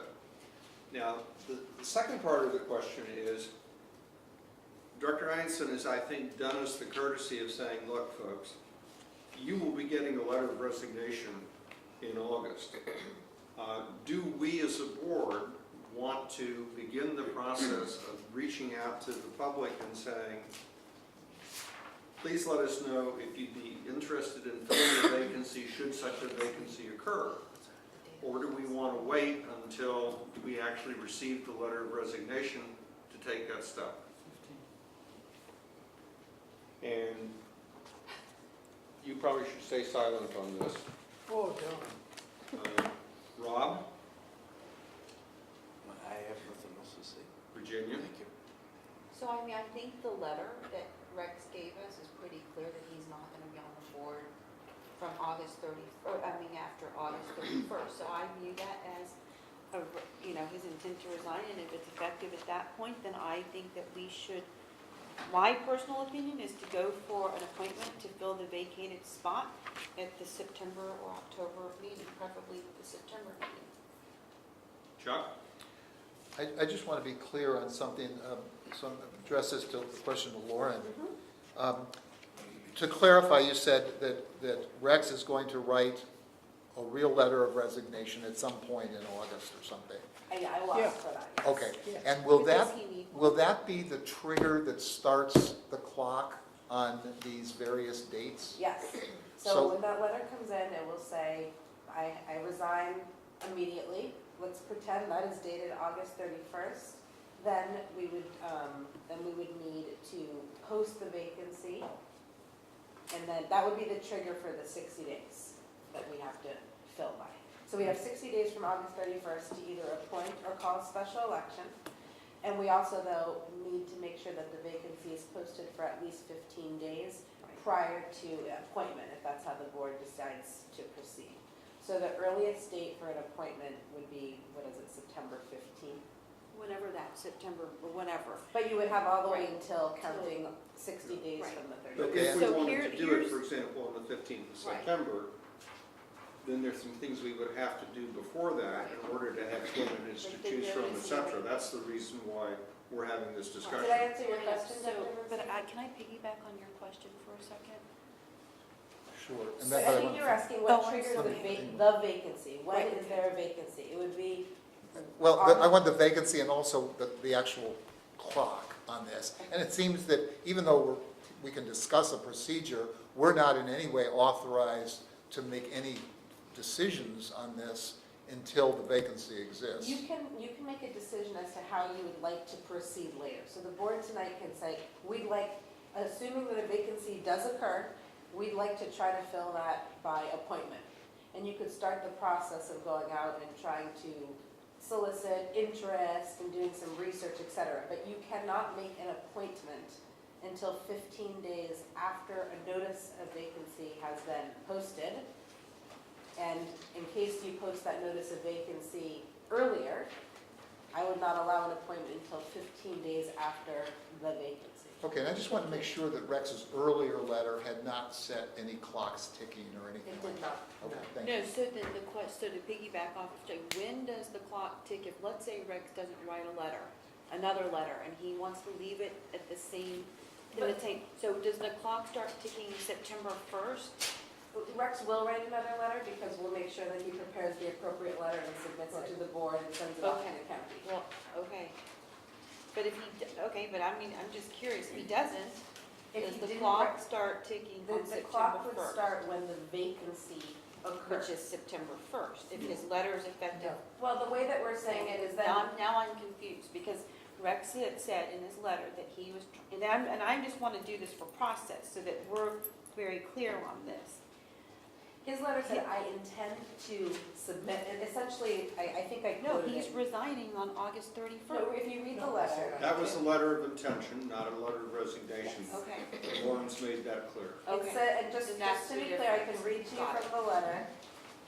And I did not interpret it that way, that's okay, but now I get the Yeah. intent, so it doesn't. He said, I will tender my resignation from the Fire District Board of Directors. And I think it gets a little confusing because Rex used the word Right. effective 31 Right, August. that's why, yeah. But I'm interpreting this to say he intends to submit a letter of resignation on August Yeah. 31st. When I went through, understand. I went through this before on another board, and so I just want to make sure that we're maximizing our time, because we have 60 days, basically we have 45 days to decide what we're going to do, because the 15 days, we have that period, right? No, that's where I disagree.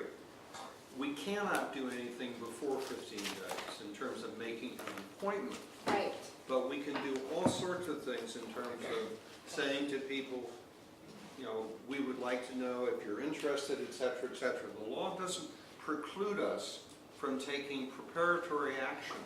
no, I The know law, that.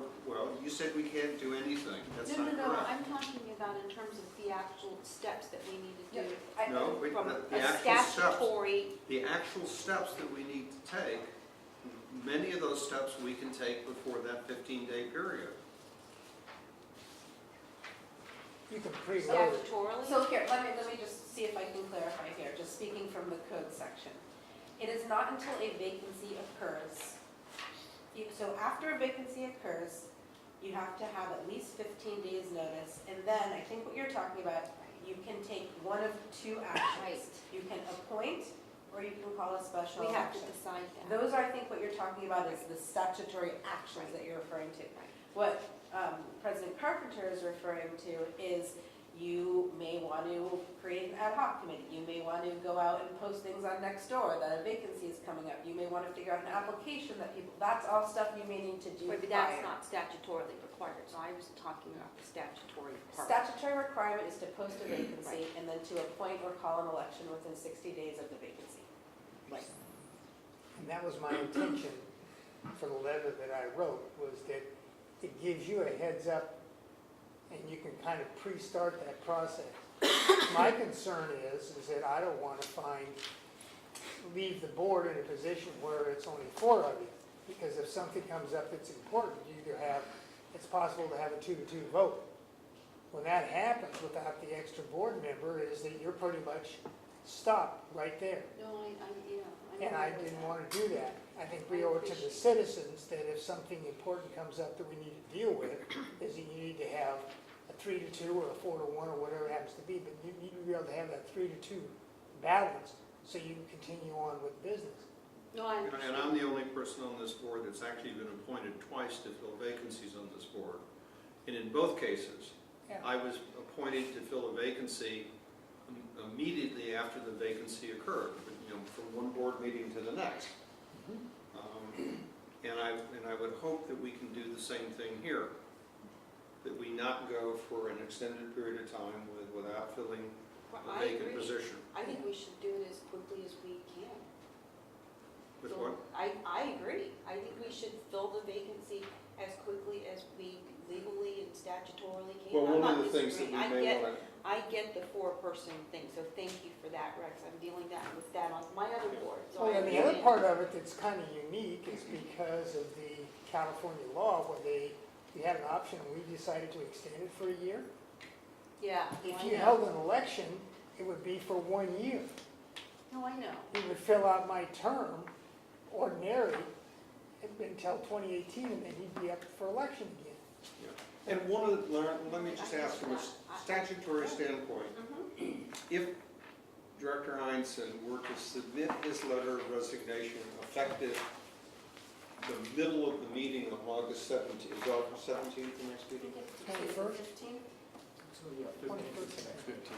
No, it's August, It can't be the 21st, is it? 15th, I think is what it's it the was. 15th. Okay. The what? The 15th, Is it the 1 15th? 5. Yeah. The 15th, okay. Hypothetical. Dr. Einstein submits his resignation effective at 9:30 PM on the 15th. So we're in the middle of a meeting. At that point, what actions can we begin to take?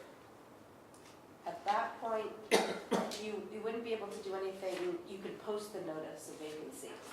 So you would But still do within 15 days of that, after 15 days. of after that. 15 days expired from that point in time, or any time after that 15 days, we could then, Up until the 60 either day. in a regular or a special session, appoint Yes, his successor if we decide to appoint rather than to yes. elect. Okay. So roughly September the 1st or around there. Right, that's why the recommendation was at the September or Yes. October meeting. Yeah. Yes. Or whatever, not the, I mean, the staff reports. That's exactly. Well, that's not a recommendation, that's No, I just a- know, I'm just saying that's. Well, you said the No, recommendation, and then I just want to be and then clear. I corrected myself, and I said that's what the staff report said. Not a recommendation, but what the staff report said. Well, hopefully, it will be widely known that there will be a vacancy occurring, and I would just encourage people to think about, and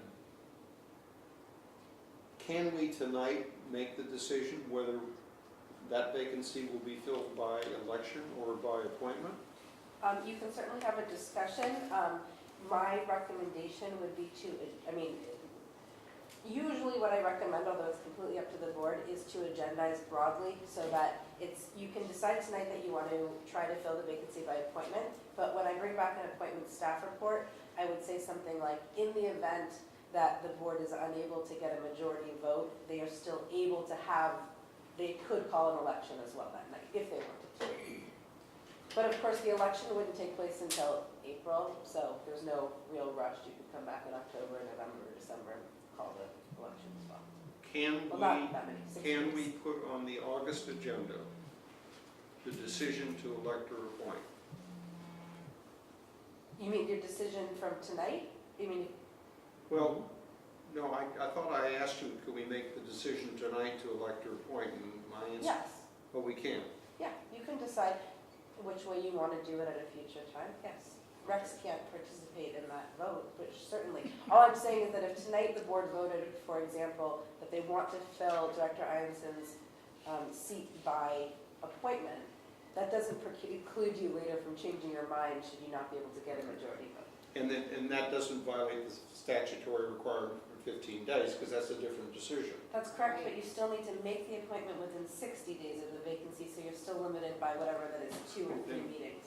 Right, Yeah. the clock doesn't start today just because we make a decision one way Nope. or the other. Nope, it's just saying that you want to start Right. talking about how. 15 days starts on the day of my resignation. No, I know, I just want to make it very clear. Yeah, I'd like to make a motion to appoint a position for Director Hines. Well, Second? you mean, I'll second, but the motion is to appoint to fill Director Iamson's vacant seat, to fill the vacancy, Right. right? When Save it- taxpayers' when it money, occurs. Right, when it no occurs, election, right. and then no downtime either. You know, Okay. we have to wait for a special And, election. and I've been advised that you should not participate in the discussion of this item. Yeah. I heard. Okay, So I'll second Rob? that you've motion. got a motion and second. Rob, comments? I just made a comment, I think the appointment would be swift, more economical for the taxpayer. That's my comment. I agree, I think that's the way to go, to do the appointment. Okay. And to make sure that when we are doing our outreach, that it is widely noticed so that we can get as wide of a net out there as possible to get as many applicants as possible. Because we have a lot of great residents in there who are very involved and I think do care. Great. Chuck? I just want to be clear on this. It's my understanding of the law that what we're doing tonight, I agree with the direction it's going. I think economically it doesn't make sense to have an election for such a short period of time. But we can, from the time of the trigger, from the time of a vacancy, we have 60 days where we could call for an election. Absolutely. And that's not revocable by anything we're doing tonight. Absolutely correct. This is more you're making, I see this as It's you're like an taking this, advisory. you're taking this vote to basically give yourselves authority to start thinking about how you like to plan ahead. Right? You need to know that you're going to try to fill by appointment so that you can go out to the community and do things quickly and efficiently. But no, you could still absolutely call an election. Okay, all those in favor of the motion? Aye. Opposed? Abstained? I'm Okay. going to recuse myself. Item 15, update on the unmanned aerial vehicle program. So directors, you have my report in front of you. Ironically, it was a year ago, that we had this similar report. So there's items that are in here that, cover what we did last year, and then new items that cover what we've been doing since. I'd be happy to answer any questions if you have any questions. We've included the OM, which is really the policy, but we use an OM until we can actually insert it into the policy system. So those are there. There's also a guideline that we use for the personnel in the field. Those have been developed, and a number of checklists and so forth. So it's come quite a ways since last year. But it's all right there in writing if you want to ask any questions. Rex? No. Rob? No, thank you. Virginia? No, I just want to thank everyone for their involvement. I think it's a great program, and we're definitely going to be the leaders, and I'm very proud of that. So please give our thanks to those who have worked on this. Sure. Thanks. Chuck? I just have a comment that I made in my comments that I made earlier to the chief. I think it's a great program too. I think it's got lots of potential use. I think it has a potential for saving firefighters' lives and civilian lives and so forth. That said, though, we're quite open to taking requests from other agencies for the use of this, which triggers a cost in terms of staff overtime, even equipment costs. And I think this has a lot of relevance also for wildland fires in California, which means I would like to know that we could get reimbursed by the state and possibly the federal government for the use of the drones and the drone time and so forth. I would hope that the chief, that you would bring back some recommendations about how to charge for this service. And if there are, even the possibility it might be used, say, in law enforcement, but if some other agency wants to do this, I don't think it's fair to our residents to have them reimbursed, paying for the law enforcement needs of another agency. So how we do that, just like we have any kind of a charge, I think we should have a policy about that, and that it doesn't have to happen in the next 3 months, but I think within the next year or so, we ought to have a policy. So it's to your point, it's early still. I mean, our trajectory and where we are is completely different than most agencies. And so, I would just say this to you, there's still a big debate about the value of this, meaning seeing it as a negative, especially with entities that fly aircraft, right? So to the state or even the federal government hasn't really caught on yet to this either. But we're hopeful. And a lot of what we've been doing has been within our own jurisdiction or with surrounding jurisdictions, and we're not typically calling in overtime. We're maybe using a unit that's on duty and then using that capacity. But I don't disagree. It's like the airboat is how I look at it. We finally evolved into a fee structure for the airboat because there were requests for the airboat from different entities over time. So. And these things are not mutual aid. And the fact is, we have sharing with fire apparatus and so forth, but I think with special apparatus that other people aren't maintaining, that there's no mutuality there. Correct. Yeah, mutual aid isn't mutual if they don't have the same resource. Okay. My comments are, and I want to make real clear that I don't associate myself with the comments Director Bernstein about law enforcement. I have a real serious concern about this program being a dual-purpose program that serves both fire and law enforcement, because we know the sensitivity that the community has with respect to the surveillance use of drones. And we went through a very serious public comment period as we went into this program. And if you go back through the minutes of that program, those discussions, et cetera, there were reassurances time and time again that these drones would not be used for surveillance purposes. That's not explicitly addressed here. And I was concerned because I saw a previous report that said in association with a traffic accident that at the request of law enforcement, the drone was used to collect evidence. And I think that's a slippery slope. And I would just urge you and Chief Long to look at the language in this procedure to make sure that the operational commander who is in charge of the use of the drones at any particular point retains the responsibility of controlling that drone. And I think if the decision is made that it will be used for non-fire purposes, that decision really needs to be reviewed after the fact, and we need to be comfortable that it was the right decision. I'm not saying never do it, but I think you want to put your decision maker in a position that he or she can say to a requesting agency, I'm sorry, that's not approved, that's not within our scope of operation, or I have to escalate that request up, I can't answer that question. I think we need to put some back pressure in this so that it doesn't become a law enforcement resource.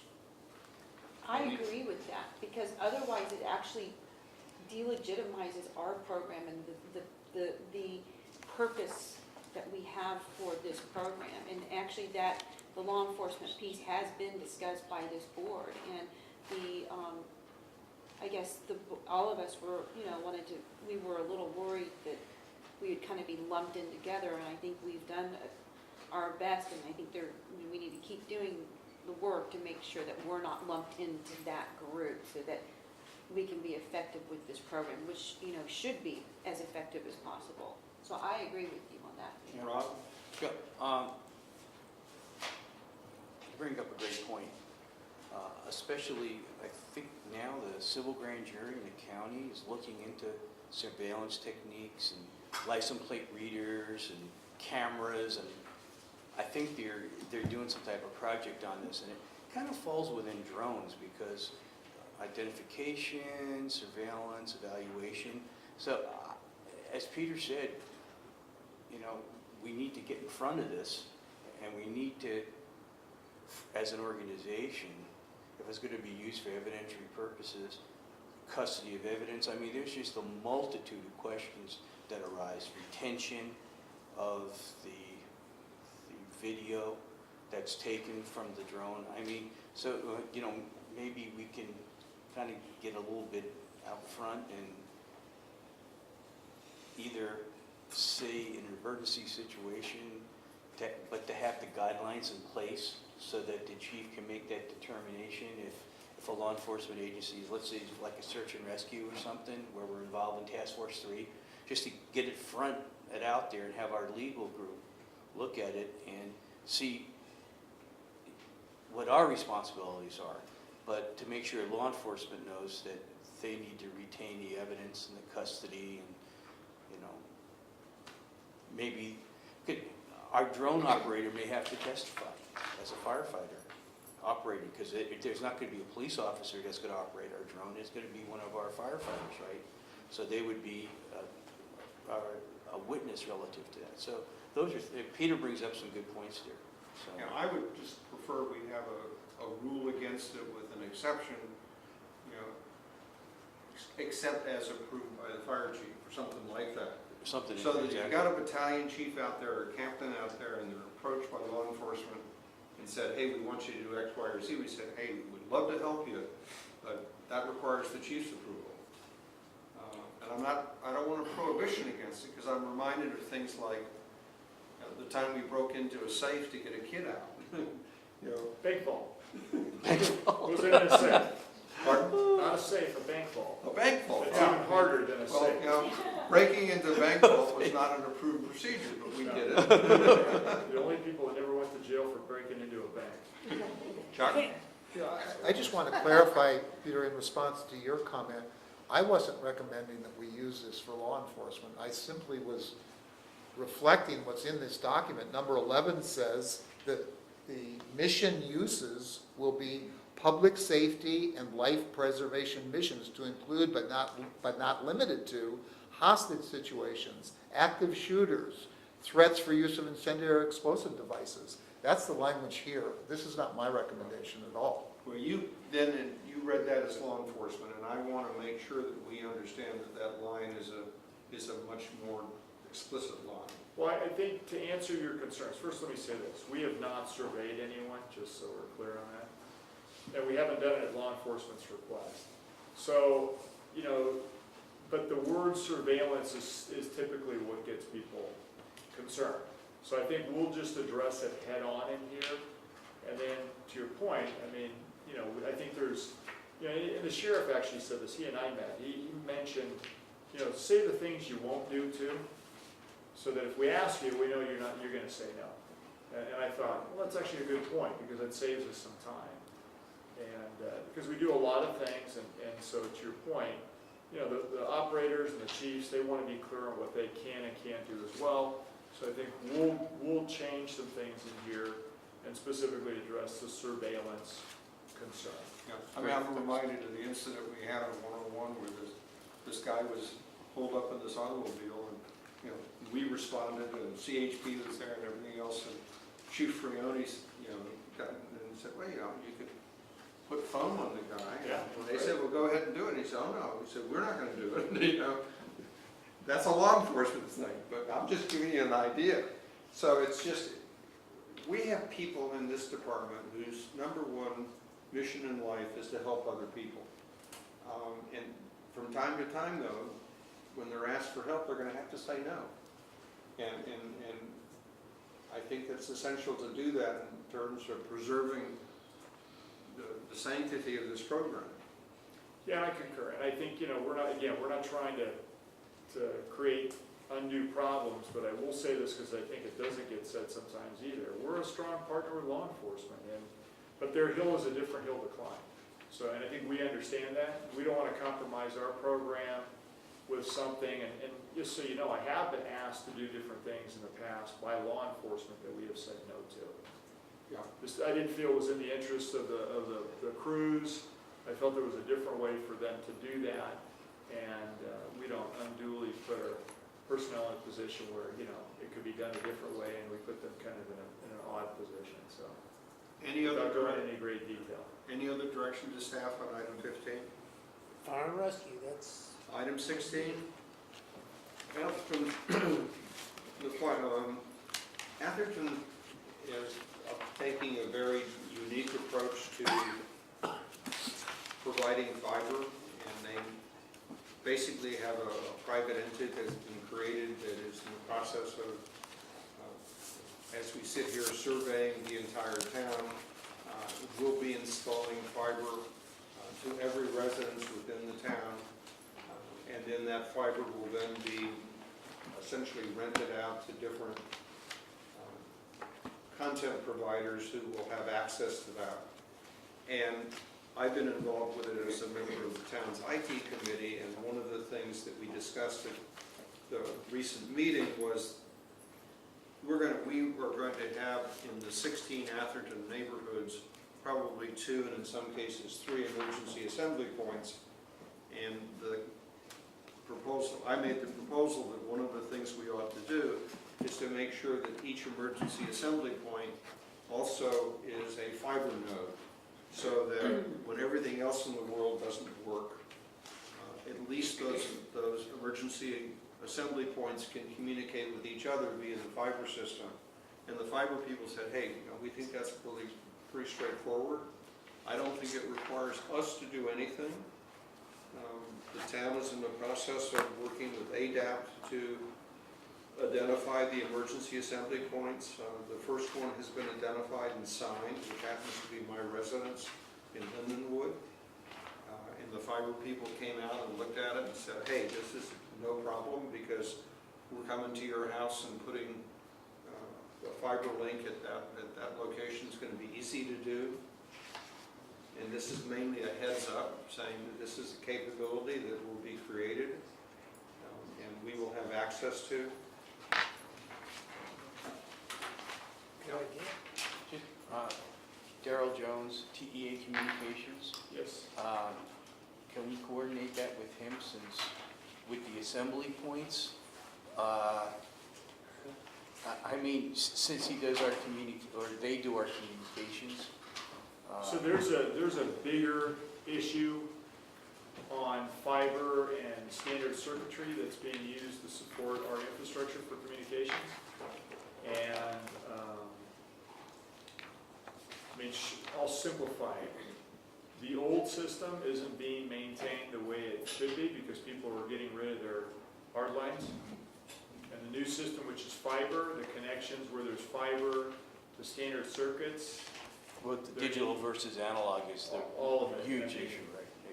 But you know, the backup infrastructure that we need, we're actually in communications with AT&T, which is the provider, to make sure they don't walk away from the maintenance of the old system, because if they do that, it's going to impact our communications capability. No, you know best. It's just that I was thinking, you know, to get Daryl Jones. And So TEA. Daryl's on it. I mean, fiber, he loves fiber. Right. But fiber doesn't go everywhere. That's the, Well, that's the problem. Yeah, it's a And big problem. the digital communications, you know, are us the best with voice, right. unfortunately. Well, and the more people that go away from the hard lines, the more the companies aren't really, again, motivated because there's not money in it to maintain the Right. existing system. Okay, thank you. That was my question.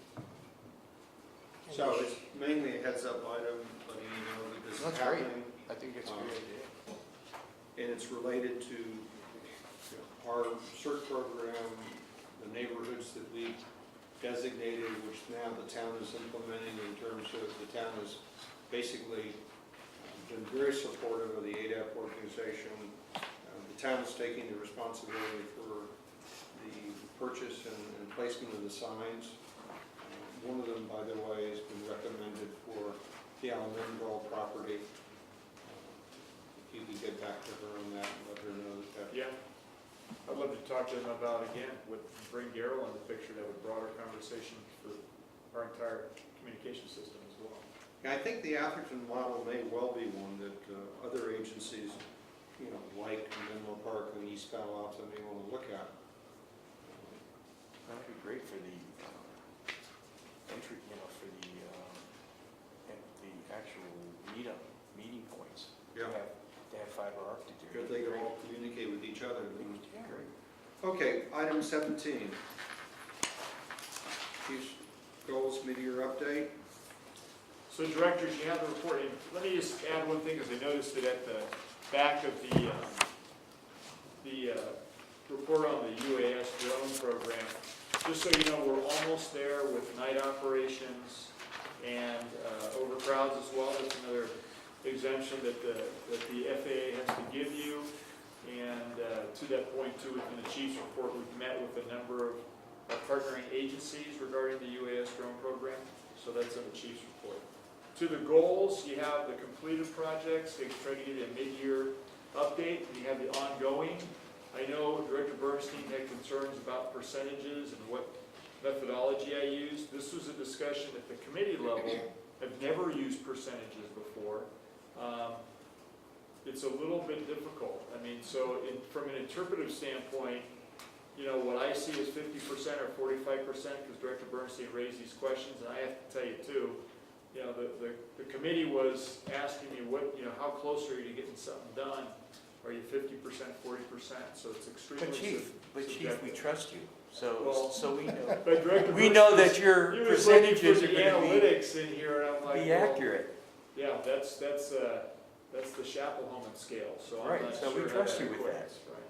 Well, that was actually at my suggestion, Chuck, because it was just a mishmash of things. And so I'm very glad that the chief and his staff put this together so that we have some To see where kind we of are. update, status check on where we are. Well, you can see some things are very low, which is, again, the So- bottom line is the closer we are to finishing something, the higher the number. Right, and that The was what I further asked away for we are too. is the lower the number. Right, so I think if you have any questions about what 5% completion means or 85% completion means, I think those appropriate questions could be asked of the chief.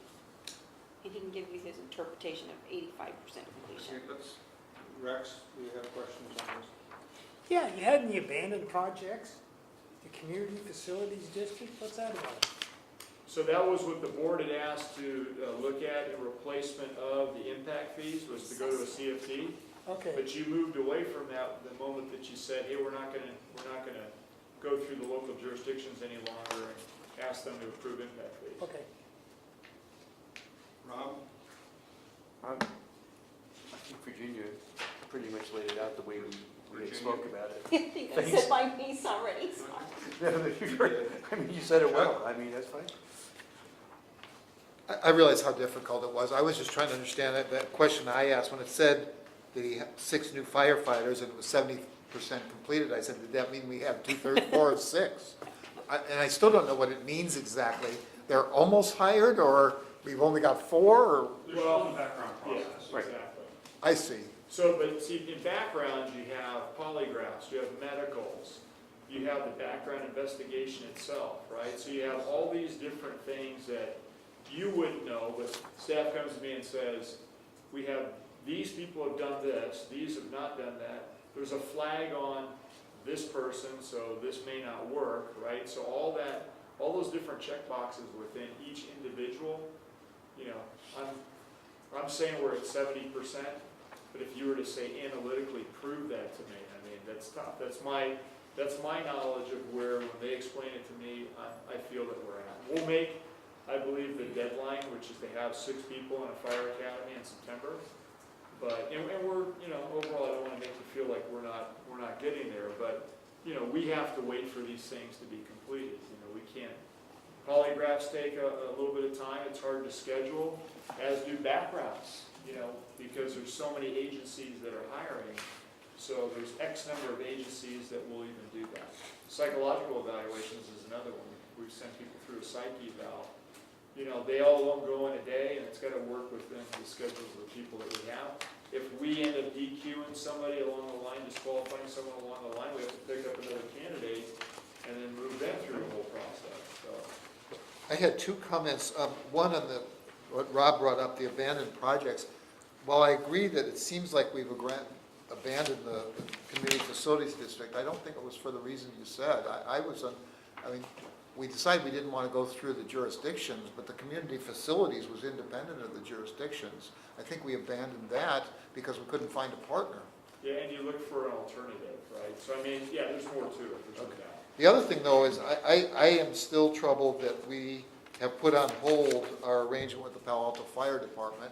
And again, the fact that it's coming from San Mateo County, I think we should just ignore what they Yeah, have and to let me qualify that. So when I say on hold, it's not for the reasons that, the labor concerns and the other things that were raised there. It's really, to your point, it's within the county, it's making sure that the letters get sent, it's going back through and having legal do their piece. There's a lot to it that has to get done.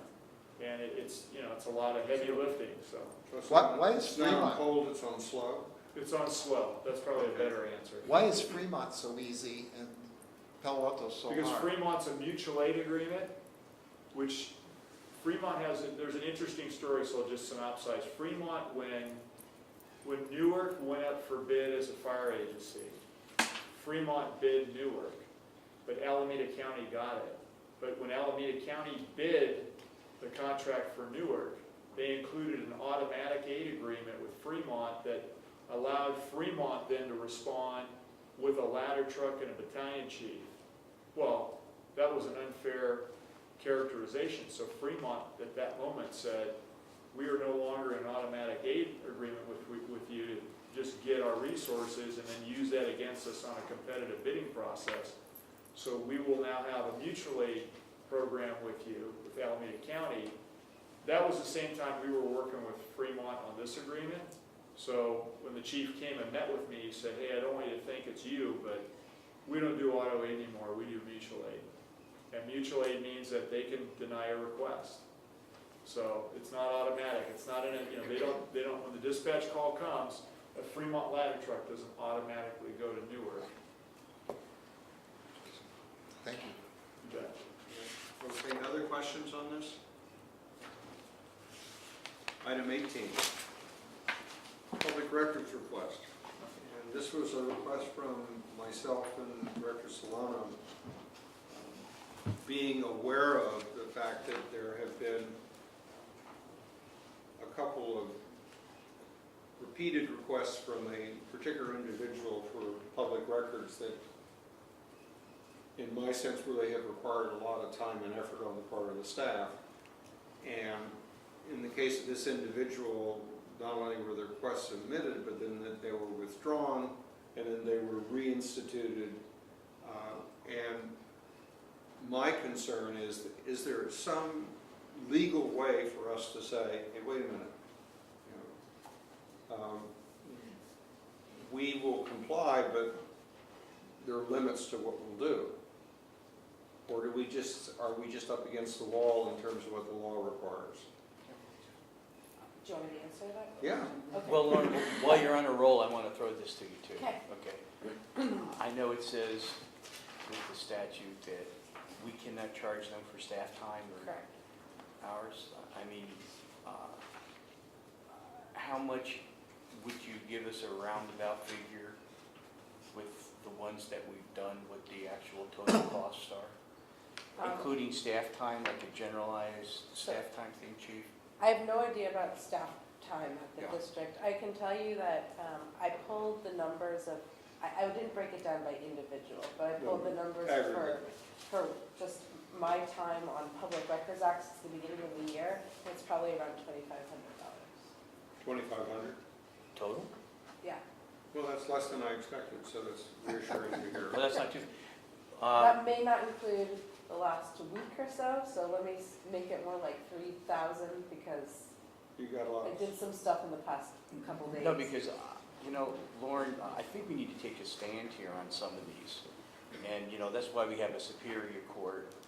And, even though the state legislature says that we have to provide these or whatever, I think staff time, we don't have a full-time privacy officer to deal with these things. And we may have to hire one in order to go through these emails and to deal with the PRA requests, as some agencies do.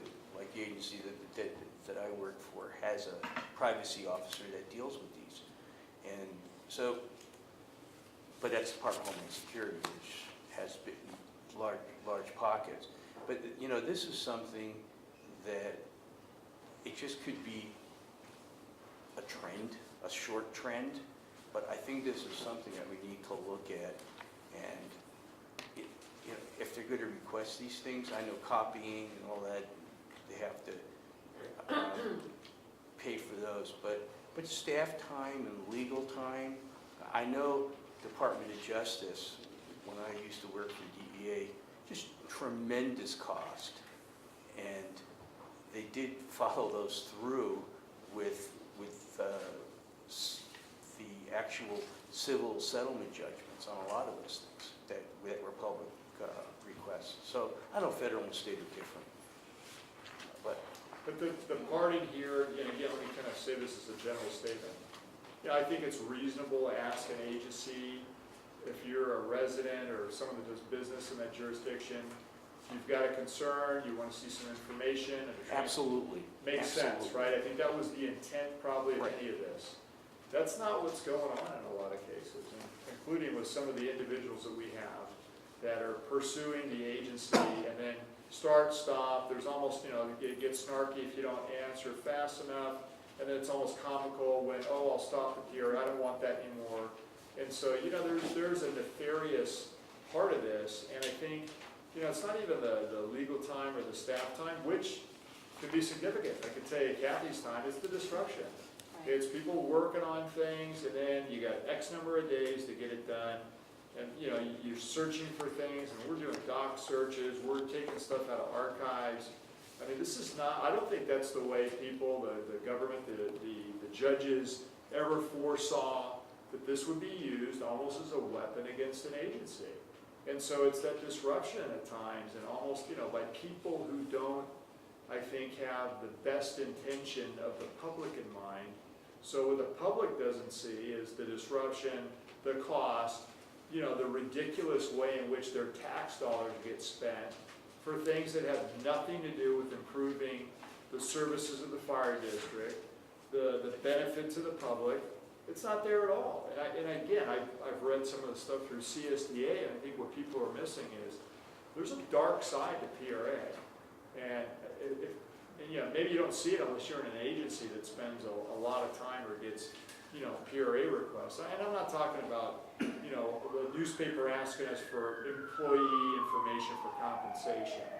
We expect that. Of course. Those are things that after a period of time, you should just be putting up on your website anyway, because the request is going to come. So we've learned to do some of that. But, there's a lot of other things that are getting requested. I feel sorry for Kathy. Brenna's not here. I mean, Kathy takes a lot of it because she's the finance officer. And I can tell you, we just found stuff, that was archived 20 years ago that we had to pull out of our records. Yeah, and it 20 costs years us ago. $250 to do that. That's that To helmet get the that you archive. bought in 1981. Cost us Huh? $250 to That get extra the helmet records. that you guys bought. Yeah. So, I mean, and again, to the relevance, and I don't know, maybe these are questions to legal. I mean, it would be interesting to see if, we have transparency and everything else. Publish who the people are, publish what they're asking for, publish what the costs are. I don't know if that's all legal, but, then maybe the public can really see there's another side to this. We're happy to provide it. Again, I'm not the one who gets to say what's legit or not. We do it all. But I'll tell you, sometimes it's awful frustrating when we're in the middle of trying to prepare for meetings and we get some of these things and you look at it on the face of it, you go, I don't understand what is the point here? And to put it in personal context, I got a request, which I had to search through 44,000 emails. Because the request went back all the way to when you were first elected too. That's Well, I mean, ambiguous in that respect, but yeah, but it's a lot. And so I had to go through 44,000 emails to see which ones met the criteria specified by the person. And in spite of Lauren's best attempts, I felt the request was still pretty broad. Like any communication between you and any other member of the board, regardless of what the matter was. Right. So if I communicated with Virginia about something that had nothing to do with the fire board, that still fell within the scope of the PRA.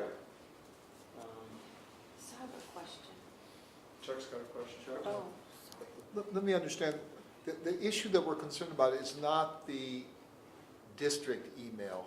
Is that correct? It's the private emails? that Well, it- no, That's one of well, just to be clear, the way I'm interpreting this, we're talking about Public Records Act requests Yeah. in general. Public record. Yes, Doesn't there matter is new where it's case located. law out there But that the- can open up private emails, but this conversation, I'm seeing it as much broader than that, just the general burden on the District of Public Records Act requests, which now sometimes include private email. Judge Kleinberg's decision said that when somebody requests public records, the agency cannot say, oh, we looked at our files.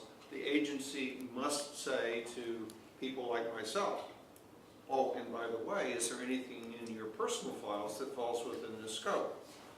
The reason I'm asking, it seems to me that there's some technological, I don't want to say solutions, but certainly aids in dealing with this, and that perhaps I don't know if the IT department is looking at these things, but there's certainly some archival systems now that will retrieve names and things like that.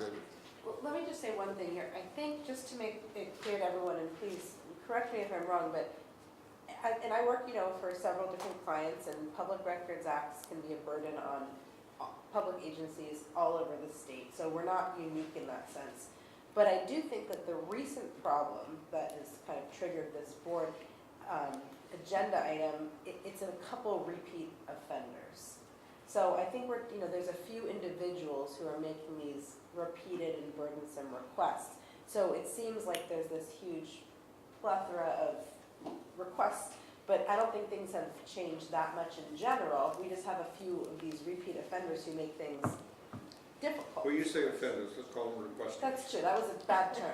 Repeat, it was a colloquialism. Although, you know, I Repeat do think, requesters. I think it is offensive when somebody submits a request, waits a month or, you know, waits a period of time, and then says, oh, I've withdrawn my request. Right, And then comes back again 3 weeks later and says, oh, I've renewed my request. right. You know, Or makes a Right. general So- request for all communications between everyone.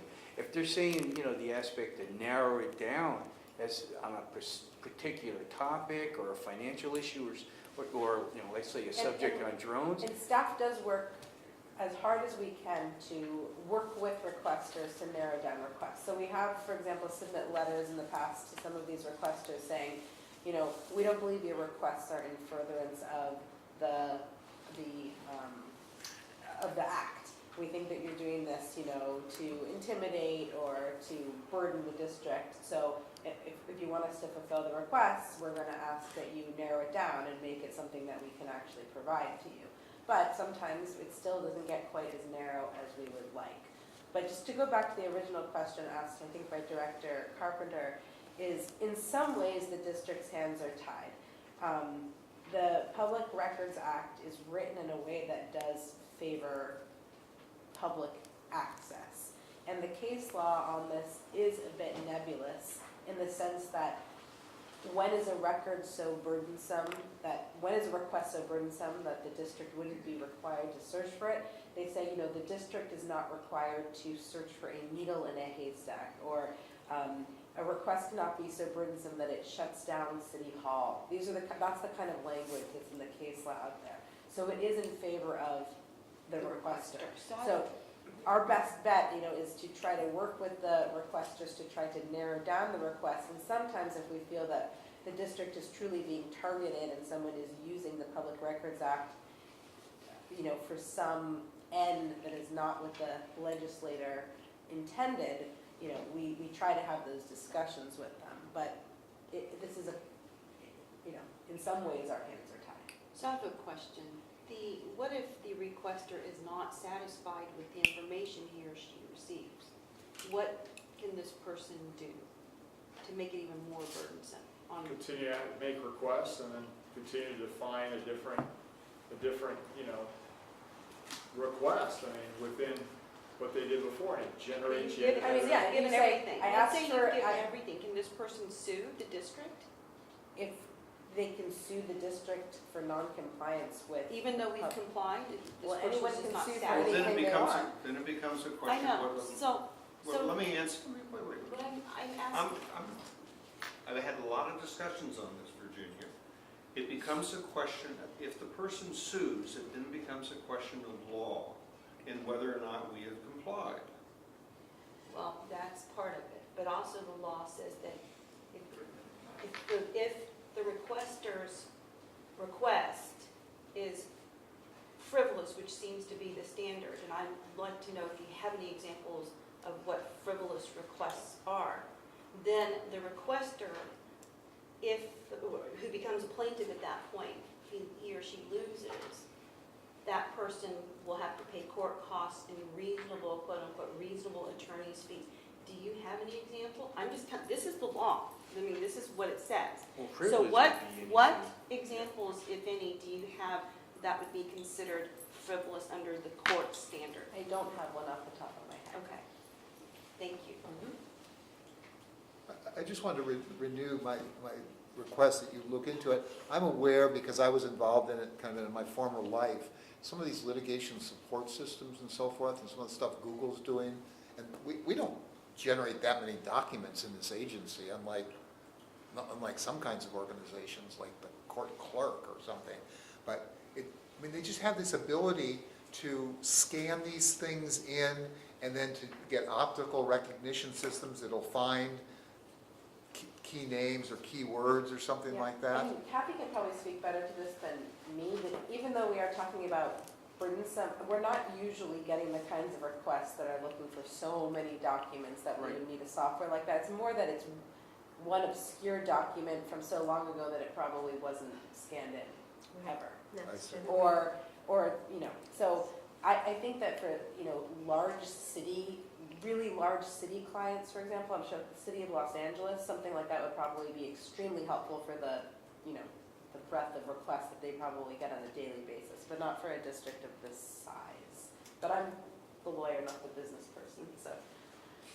I just thought that maybe particularly for emails, that there could be one that scanned the email system. Well, we do use, so your tech support here, That's easy. they are very helpful in this regard, and when we have had to look for certain key terms or date ranges, me or another member of your staff communicates directly with that department, and they're able to pull those things up very quickly and efficiently. The other thing that I was aware of, again, from working in this area, that there's no penalty for giving too many documents. And I was involved in some antitrust cases against IBM, for example, where IBM fought them at first and then decided, heck with it.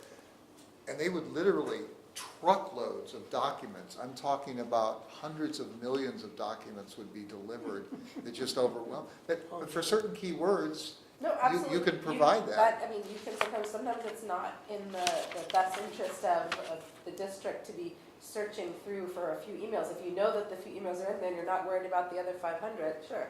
I mean, that's fine. You're compliant. And the procedures which you discussed, Chuck, don't help me as an individual. And unfortunately, now Lawrence talked a bit about this, but we've not resolved it. There's no procedure for me to say, I've done the search and I didn't find anything. And we are working on that in the background. That's not, right now, that's not an acceptable response. I have to do the search, and if you're searching 44,000 emails on your own, it's not a particularly easy thing to do. And I'm not about to turn over all of my emails to somebody else to search. But the burden of proof rests on me to say, hey, there was nothing in those 44,000 which meets the criteria. Well, let me say, I had to go through the same thing in a way, and I have in my inbox at work, for example, I have about 96,000 things. I don't think the whole thing took me more than about 20 minutes, and I put in the search criteria, came up, and one of the policies, I do use my personal email because I check it all the time, but I never send anything out for fire business without copying my fire mail, so it's always there. So even though I use my personal email for convenience, there's nothing that's in my personal email that's not in my fire email. So I just made that a personal policy to do that. And when I searched, I think I came up with 9 documents, and 8 of them were where it bounced back to me. So it came in, and it wasn't in my fire mail, but it was in my personal email because it had bounced. Well, unfortunately, the way that the request came in the Kleinberg decision, the fact that it happens to be on the Menlo list doesn't relieve me of the responsibility of searching my own. I have to do both. It doesn't Or matter. the district searches theirs, and I have to search mine. It doesn't matter where the location is, as long as it's public business, it's PRAsable based on the current law. Well, I think we've sort of exhausted the subject, unless people have further questions. But it does get down to what would you like to have happen, because again, we can keep better track of it, including legal costs, staff time, and so forth, and the number of requests. Because again, I don't think the general public has any idea. We also could set up a work session kind of thing with the board and staff where we could go over the San Jose decision and talk about implementing any new records retention systems or anything. That's something to think about. Something I'd be willing to put together with a colleague, for example, and do an hour. I know. Well, we may be creating a bigger problem than we You know. may. I have a question here. How many outstanding PRA requests do we have now? Outstanding? Only a couple, I think. Okay, so I'm just wondering if there's, every request that comes in is also public, right? Yeah. So maybe, is there any way to put anything on our website as to how many outstanding there are and who they're from? There is nothing that prohibits that in the law. That might be Well, kind I would suggest as an interim step, we simply ask that it be included in monthly reports. You just give us a PRA report every month. Do you want the actual That's- copies of the request or just how many came in? Well, look at that. You and Harold put your heads together and see And let's Sure. try it as simple as we can to start with, and if that leads to more questions, then maybe. New and still outstanding or something like that. Yeah. and I don't where think they- it's ever going to fall who into our they're position. from and who they are from and where this person. Sure. I would like to know how many are from the fire district and how many are residents and how many are not from within the fire. Not that it matters, but just for me, I would like to know that. Because the We may request. not be able to tell you that though, because an Okay. email could just come in that says, Okay. you know, Well, I know that we got one Whatever. from Atherton, for example. Yeah, I don't think that, and the law is very clear that you cannot use it Well, as a that's, criteria, yeah, that's true. you Okay. know, whether, who it's from. But that's a public document, who it's from, maybe not the address. I think what we could do is provide a report, like a monthly report, how many we got, you know, a name if it's included Yeah. in the public document, and what the Yeah, request that's is for generally. Yeah, as a beginning, I would suggest how many we've gotten and how much we've expended against each of them approximately, and estimate. Sure. In money We and don't time. want to spend more money keeping track of it than we do on Yeah. responding to it. To So- create Right, so are you to also- create a And month. there's some months I think there's none. Money and time? Right. Pardon? Do you want to put down how much time has been expended? Well, I for think this the as well? ultimate, well, time is money, so I mean, Yeah, but dollar, I know, but. You're talking 2,500 about is fire three- district staff? Well, I don't know, legal costs. I would leave that up to Lauren and I mean, Harold. Right. You guys devise Right, the you don't want to report. make it so burdensome for the staff. to No, staff I their know, time, no, but- I know. Because Yeah, it's I- staff time to do We staff should- time. yeah. Yeah, we don't, right. The text of We'll the get you report here. something, Yeah, so- Next something, month. yeah. But I'm just saying $2,500 to $3,000 does not equate to the frustration I'm sure that Kathleen feels having to do. Well, there's your, But that was that's, just legal. Right. that's the person, you look at me, but really it's Kathy that has to answer a lot of these questions. And again, some I think, absolutely, we get it, understandable. We get stuff from the media, we understand that, but there are other ones that come in that you just Right. scratch your head and go, I don't. Well, I think we have a Okay. good starting place. Thanks. I think Kathy stays till late. Okay, item 19.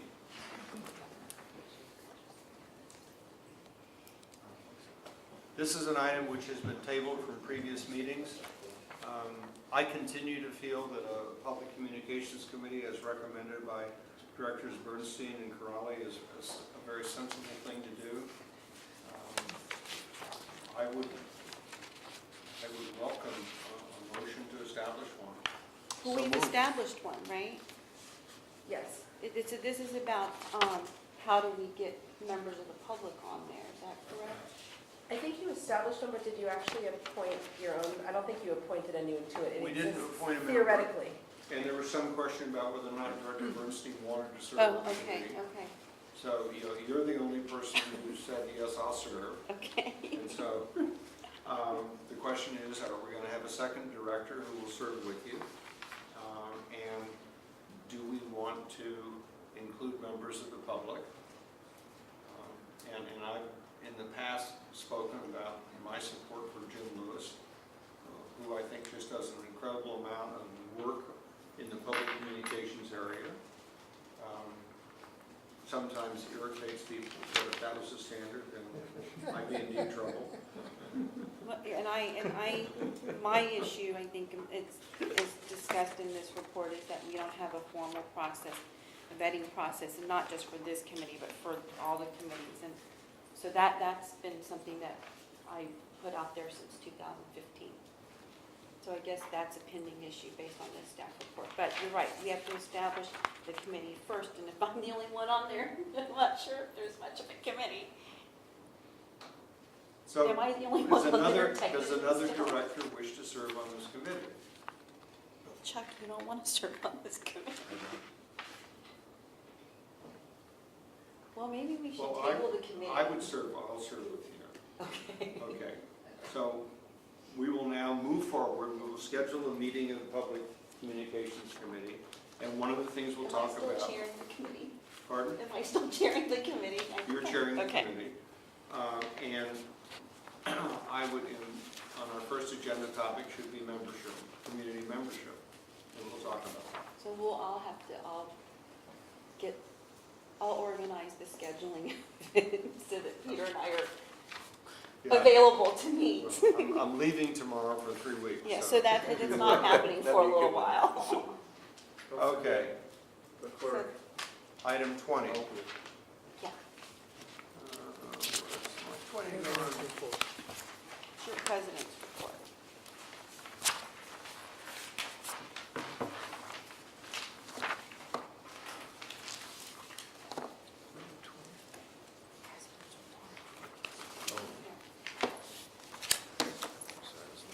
Oh, okay, doesn't That's have you.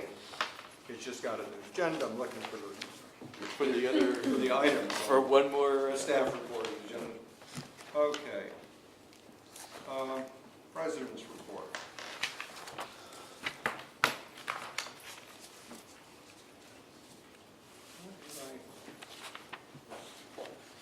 Well, we will undoubtedly, I don't have anything unique except and it wasn't really in my capacity as the president, but Harold and I and Jim Stevens met today with people from Intel, and they've expressed a strong interest in partnering with us in our advanced technology effort. And I think that could potentially be a very, very powerful relationship for us. So if the present commitment on our part was that we would share with them the kind of agreement we've entered into with other institutions. And if they were interested in pursuing that, that we would then bring it back to the board at the August meeting, like we did with the MatNap proposal. Okay, Rex, No, I have nothing. Rob, I have a few things. On July 6th, I attended the library function with Engine 1. They displayed the vehicle and gave a little brief rundown. They did a really great job, and Jim, I want to thank you for setting that up. We met, of course, Virginia and myself met Strategic Planning Committee on the 13th. On the 14th, I met Mark Berman, who's our assembly member for Tola Valley. He had a coffee meet and greet, and I spoke with him a little bit, and invited him at any time he can come sit for one of our meetings. And of course, on the 17th, Chief Warren Slocum, Peter, myself, Carrie, and Bill Widmer, and someone from Public Services, and of course Warren Slocum. We met involving the Middlefield Road project. And the town manager, George Roberts. With Fair Oaks. And I just have a request. can I just Sure. piggyback on that? Yeah. This is an interesting meeting because the county, which has jurisdiction over the portion of Middlefield that's in the unincorporated area between Atherton and Redwood City, has had a long-going discussion with the people in Fair Oaks, et cetera, about reducing that section of Middlefield from 4 lanes to 2 lanes. And for interesting bureaucratic reasons, we were left out of the communication loop on that. And so, as a consequence of discussions that we had with Atherton on other issues, we agreed to try to host a meeting with the county and Atherton and talk about that. And it's fascinating because there are lots of ways that they can approach the problem, and one of the issues was that they never really even thought about emergency response. And so we simply said, look, it's a policy decision if you want to go from 2 lanes to 4 lanes. But if you go from 2 lanes to 4 lanes, for heaven's sakes, make sure that you leave a turn lane in the middle that we can use for emergency response. And don't do what Palo Alto just did on Middlefield, which is 3 lanes, but then in the middle of the middle lane, they put up a steel post. So it's not accessible to emergency vehicles. Absolutely insane. And I must say, I was very pleased with Slocum's response of, oh, okay, we understand what you mean.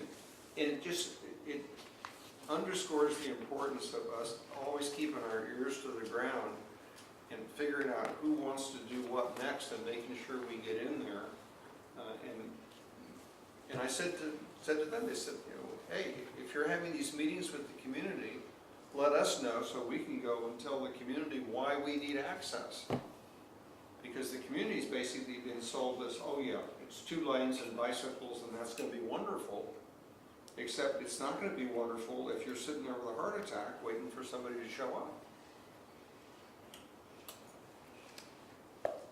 Excuse me.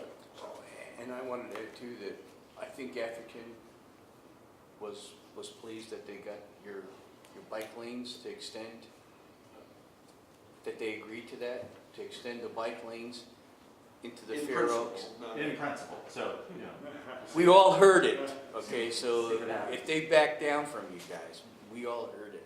Well, going 4 more blocks, they're talking about $500,000, which I don't understand. Yeah, well, I mean, that makes no sense. I'll donate the paint. and I just have one request, okay? I was on my way coming here tonight, Yeah. which I have in the past, and I get questions sent to me at 5:20 while I'm driving from San Francisco, okay? To review for a meeting that starts at 7 o'clock, and it's about an hour to get here. And I gotta tell you, I did not read Mr. Bernstein's comments, because I got here just to make it, and I don't know, are these provided to the public too? Yeah. They are? Are they in the back there? Yeah. Yeah, well, this is the second time I haven't read them, because I haven't had time to. And I would like to read them, but because I get them like an hour before the meeting, and I know they have to be answered, Chief, and Chuck, questions are questions. I mean, I understand that you need answers to it, but is there a way that we can cut this off in a way that I can have time, like we do the packet, and actually prepare? The problem is that the questions come from the packet. So he can't ask the questions until he gets the packet. And then the staff... But can't we in a way where that, like have a cutoff time where that packet is sent out, and then let's say maybe have a day or 2 days turnaround time, so at least I don't get them like an hour before the meeting in order to review it? If you look at, the packet goes out usually on Thursday, sometimes on Friday. We got ours on Friday this time. Yeah.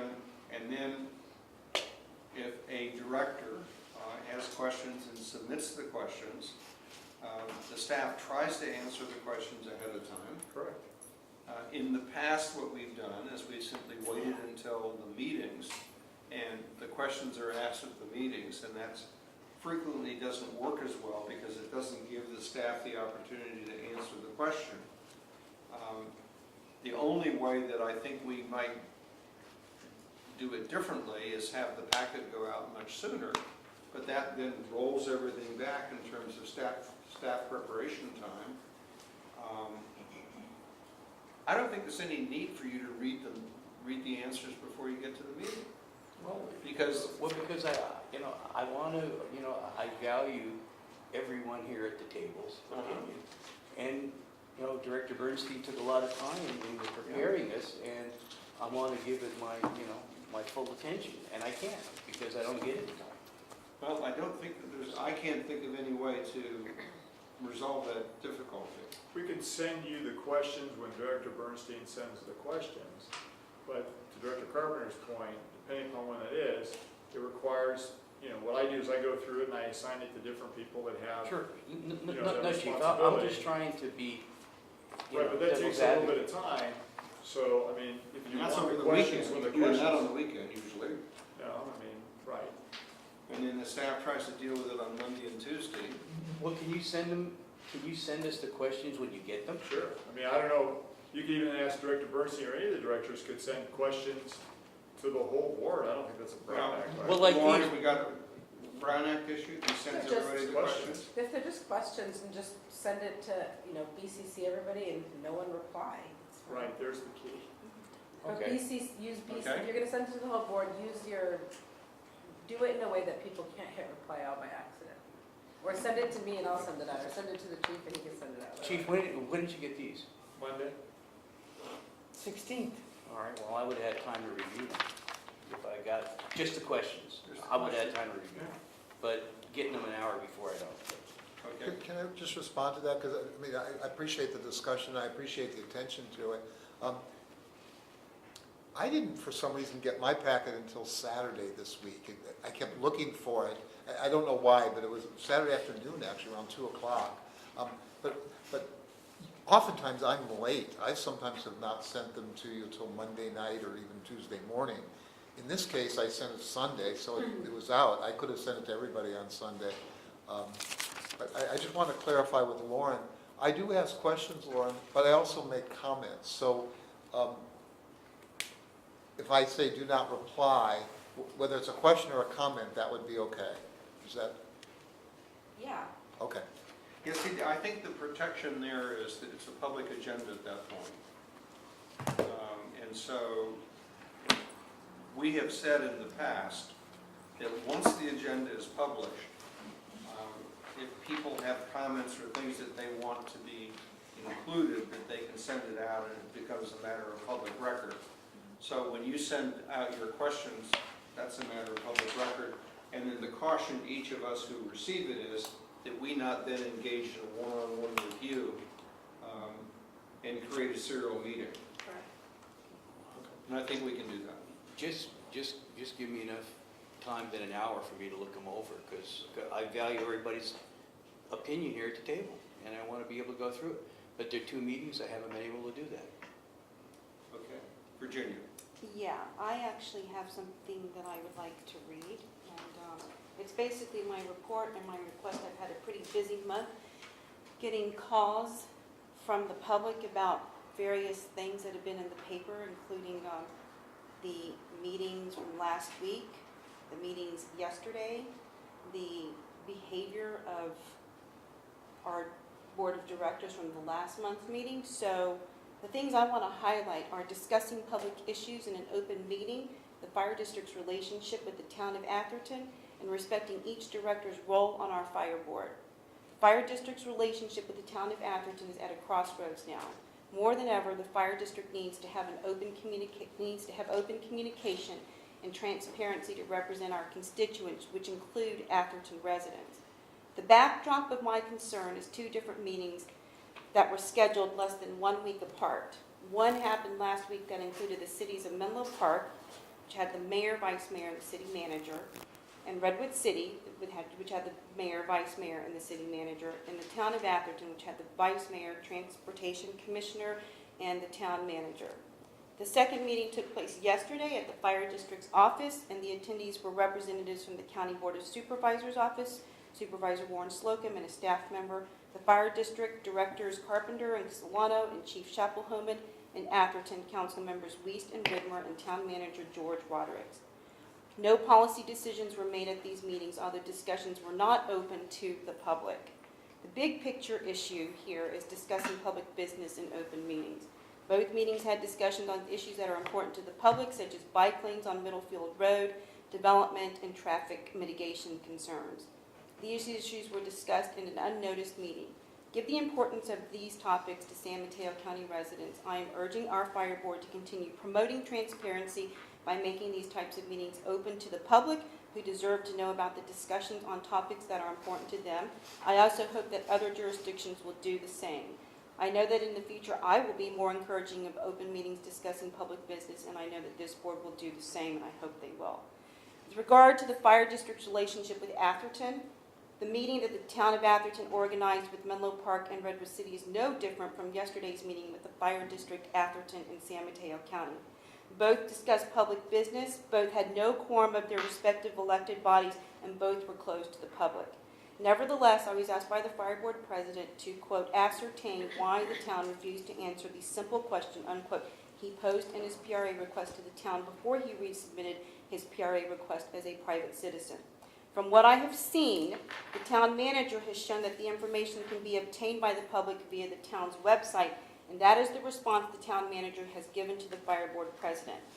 Whether it is sufficient for the fire district is not an issue, as the fire board has not directed anyone from the fire district or fire board to submit a PRA request to the town of Atherton, nor was the fire board put on notice that a PRA request was going to be filed by the fire district.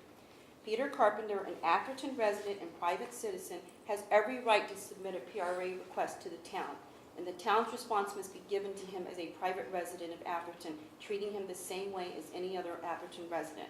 At the same time, the town of Atherton has every right to conduct a meeting without inviting the fire district. Would it be nice to be included in these meetings? Unquestionably so. However, given the contentious relationship that started in 2016 until now, moving forward, I understand that the town and town council will be viewing the board president as one and the same as the fire board and fire district, which is unfortunate. Therefore, if the fire district and/or fire board is not invited to participate in various meetings that might be important to the fire district, it is because I, as the Atherton liaison, am not allowed to do my job to rebuild the collaborative relationship that we had in 2015.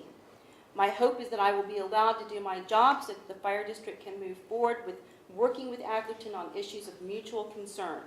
For Atherton, our fire board's collective goal should be that we will regain the trust of a jurisdiction and the fire district constituents we serve. That includes Atherton council members who are also fire district constituents. Finally, my success as a liaison to two jurisdictions is best achieved by respecting my role as a fire board director and the responsibilities I have as the Atherton and San Mateo County liaison. Yesterday's meeting at the fire district was scheduled as an action item that resulted from the fire district / Atherton joint committee meeting of the liaisons on June 5th. The attendees at this meeting were Director Carpenter, Chief Chapel-Homan, and me representing the fire district, and Atherton's fire district liaison council members Wiest and Widmer, and town manager George Rodericks. To my surprise, I, as the liaison for both jurisdictions, was not notified of or invited to yesterday's meeting, even though I presided over the joint liaison committee on June 5th and encouraged a meeting with Supervisor Slocum as an action item. I understand that mistakes happen, but I'm not totally convinced that this was a mere oversight or mistake. Therefore, I am reminding the board that at the beginning of the year, I was approved to be the liaison for Atherton and San Mateo County. At our fire board meetings, I have also given updates on my interactions with both jurisdictions. The board liaison assignments are all clearly stated in our board's policies and procedures, which we are currently reviewing and voted on today. In my opinion, there is very small chance that my exclusion could have been an oversight or mistake, especially when I presided over the meeting where Council Member Widmer offered to help schedule the meeting with Supervisor Slocum. Given this entire situation, especially my exclusion from yesterday's meeting, I want to remind the chief and our board that every director's vote is equal. No single director is more important than another. We as a whole board represent the residents and the fire district as a whole. I believe that we have a great mix of directors on the board now. I want us to work together to do what's best for the fire district by respecting all directors' views, taking them into consideration, and voting our conscience to do what's best for the entire fire district without directors feeling like they have not been respectfully heard or feeling marginalized. Thank you. And I'm happy to submit this to the public that wants it. Chuck? Okay. I have to make copies. I had a couple things I wanted to mention. I believe, I just wanted to confirm this with the chief, if you know it, there's a CERT training that's starting on July 29th, Saturday. Is that your understanding, or do you? I don't know about that class structure. Chief Stevens would know specifically. Okay. I really think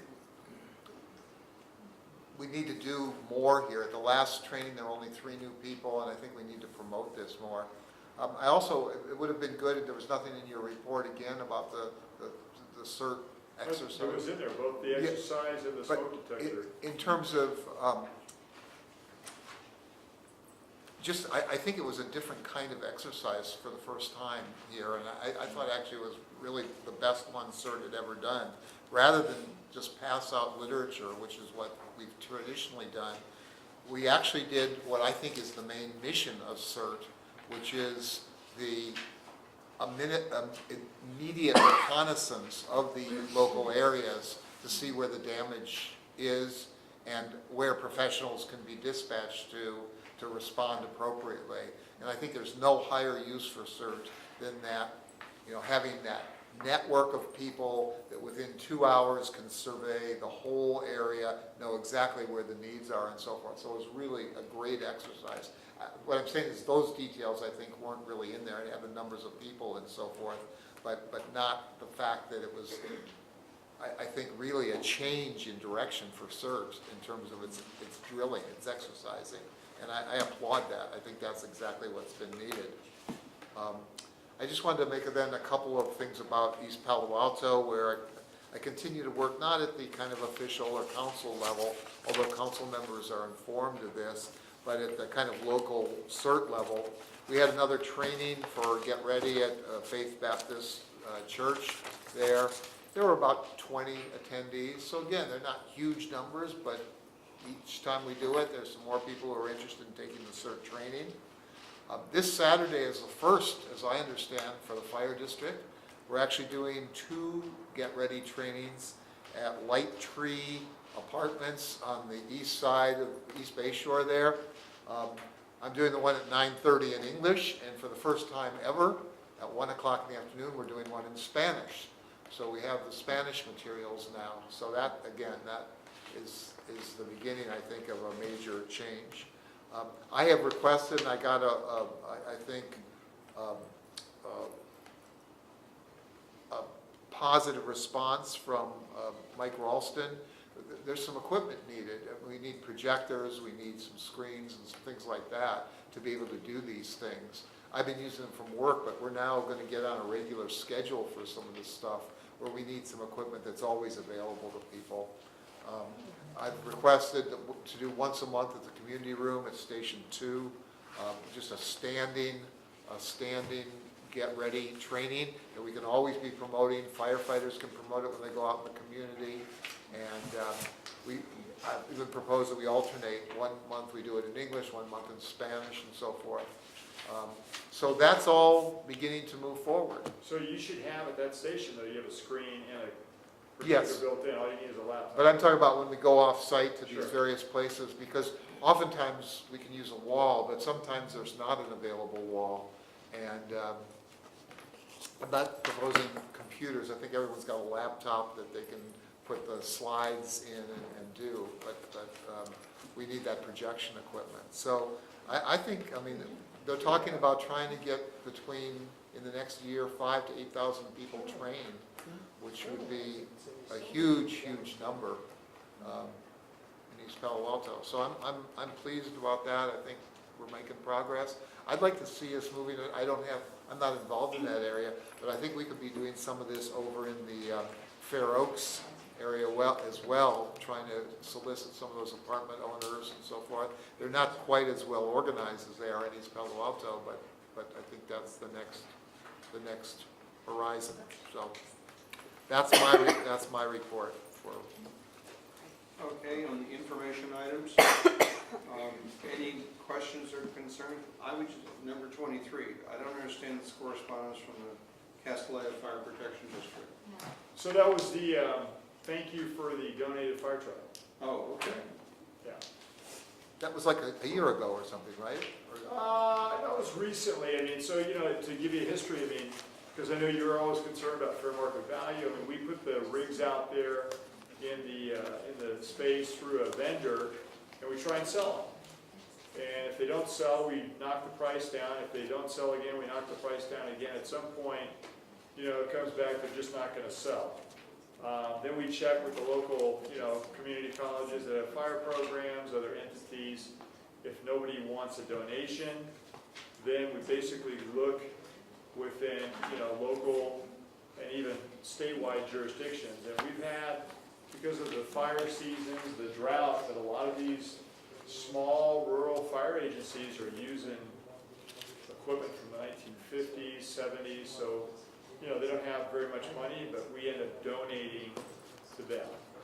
And that's been a pretty good program, to be honest with you. I had no idea. In the past, we've donated to different countries, Costa Rica and other places.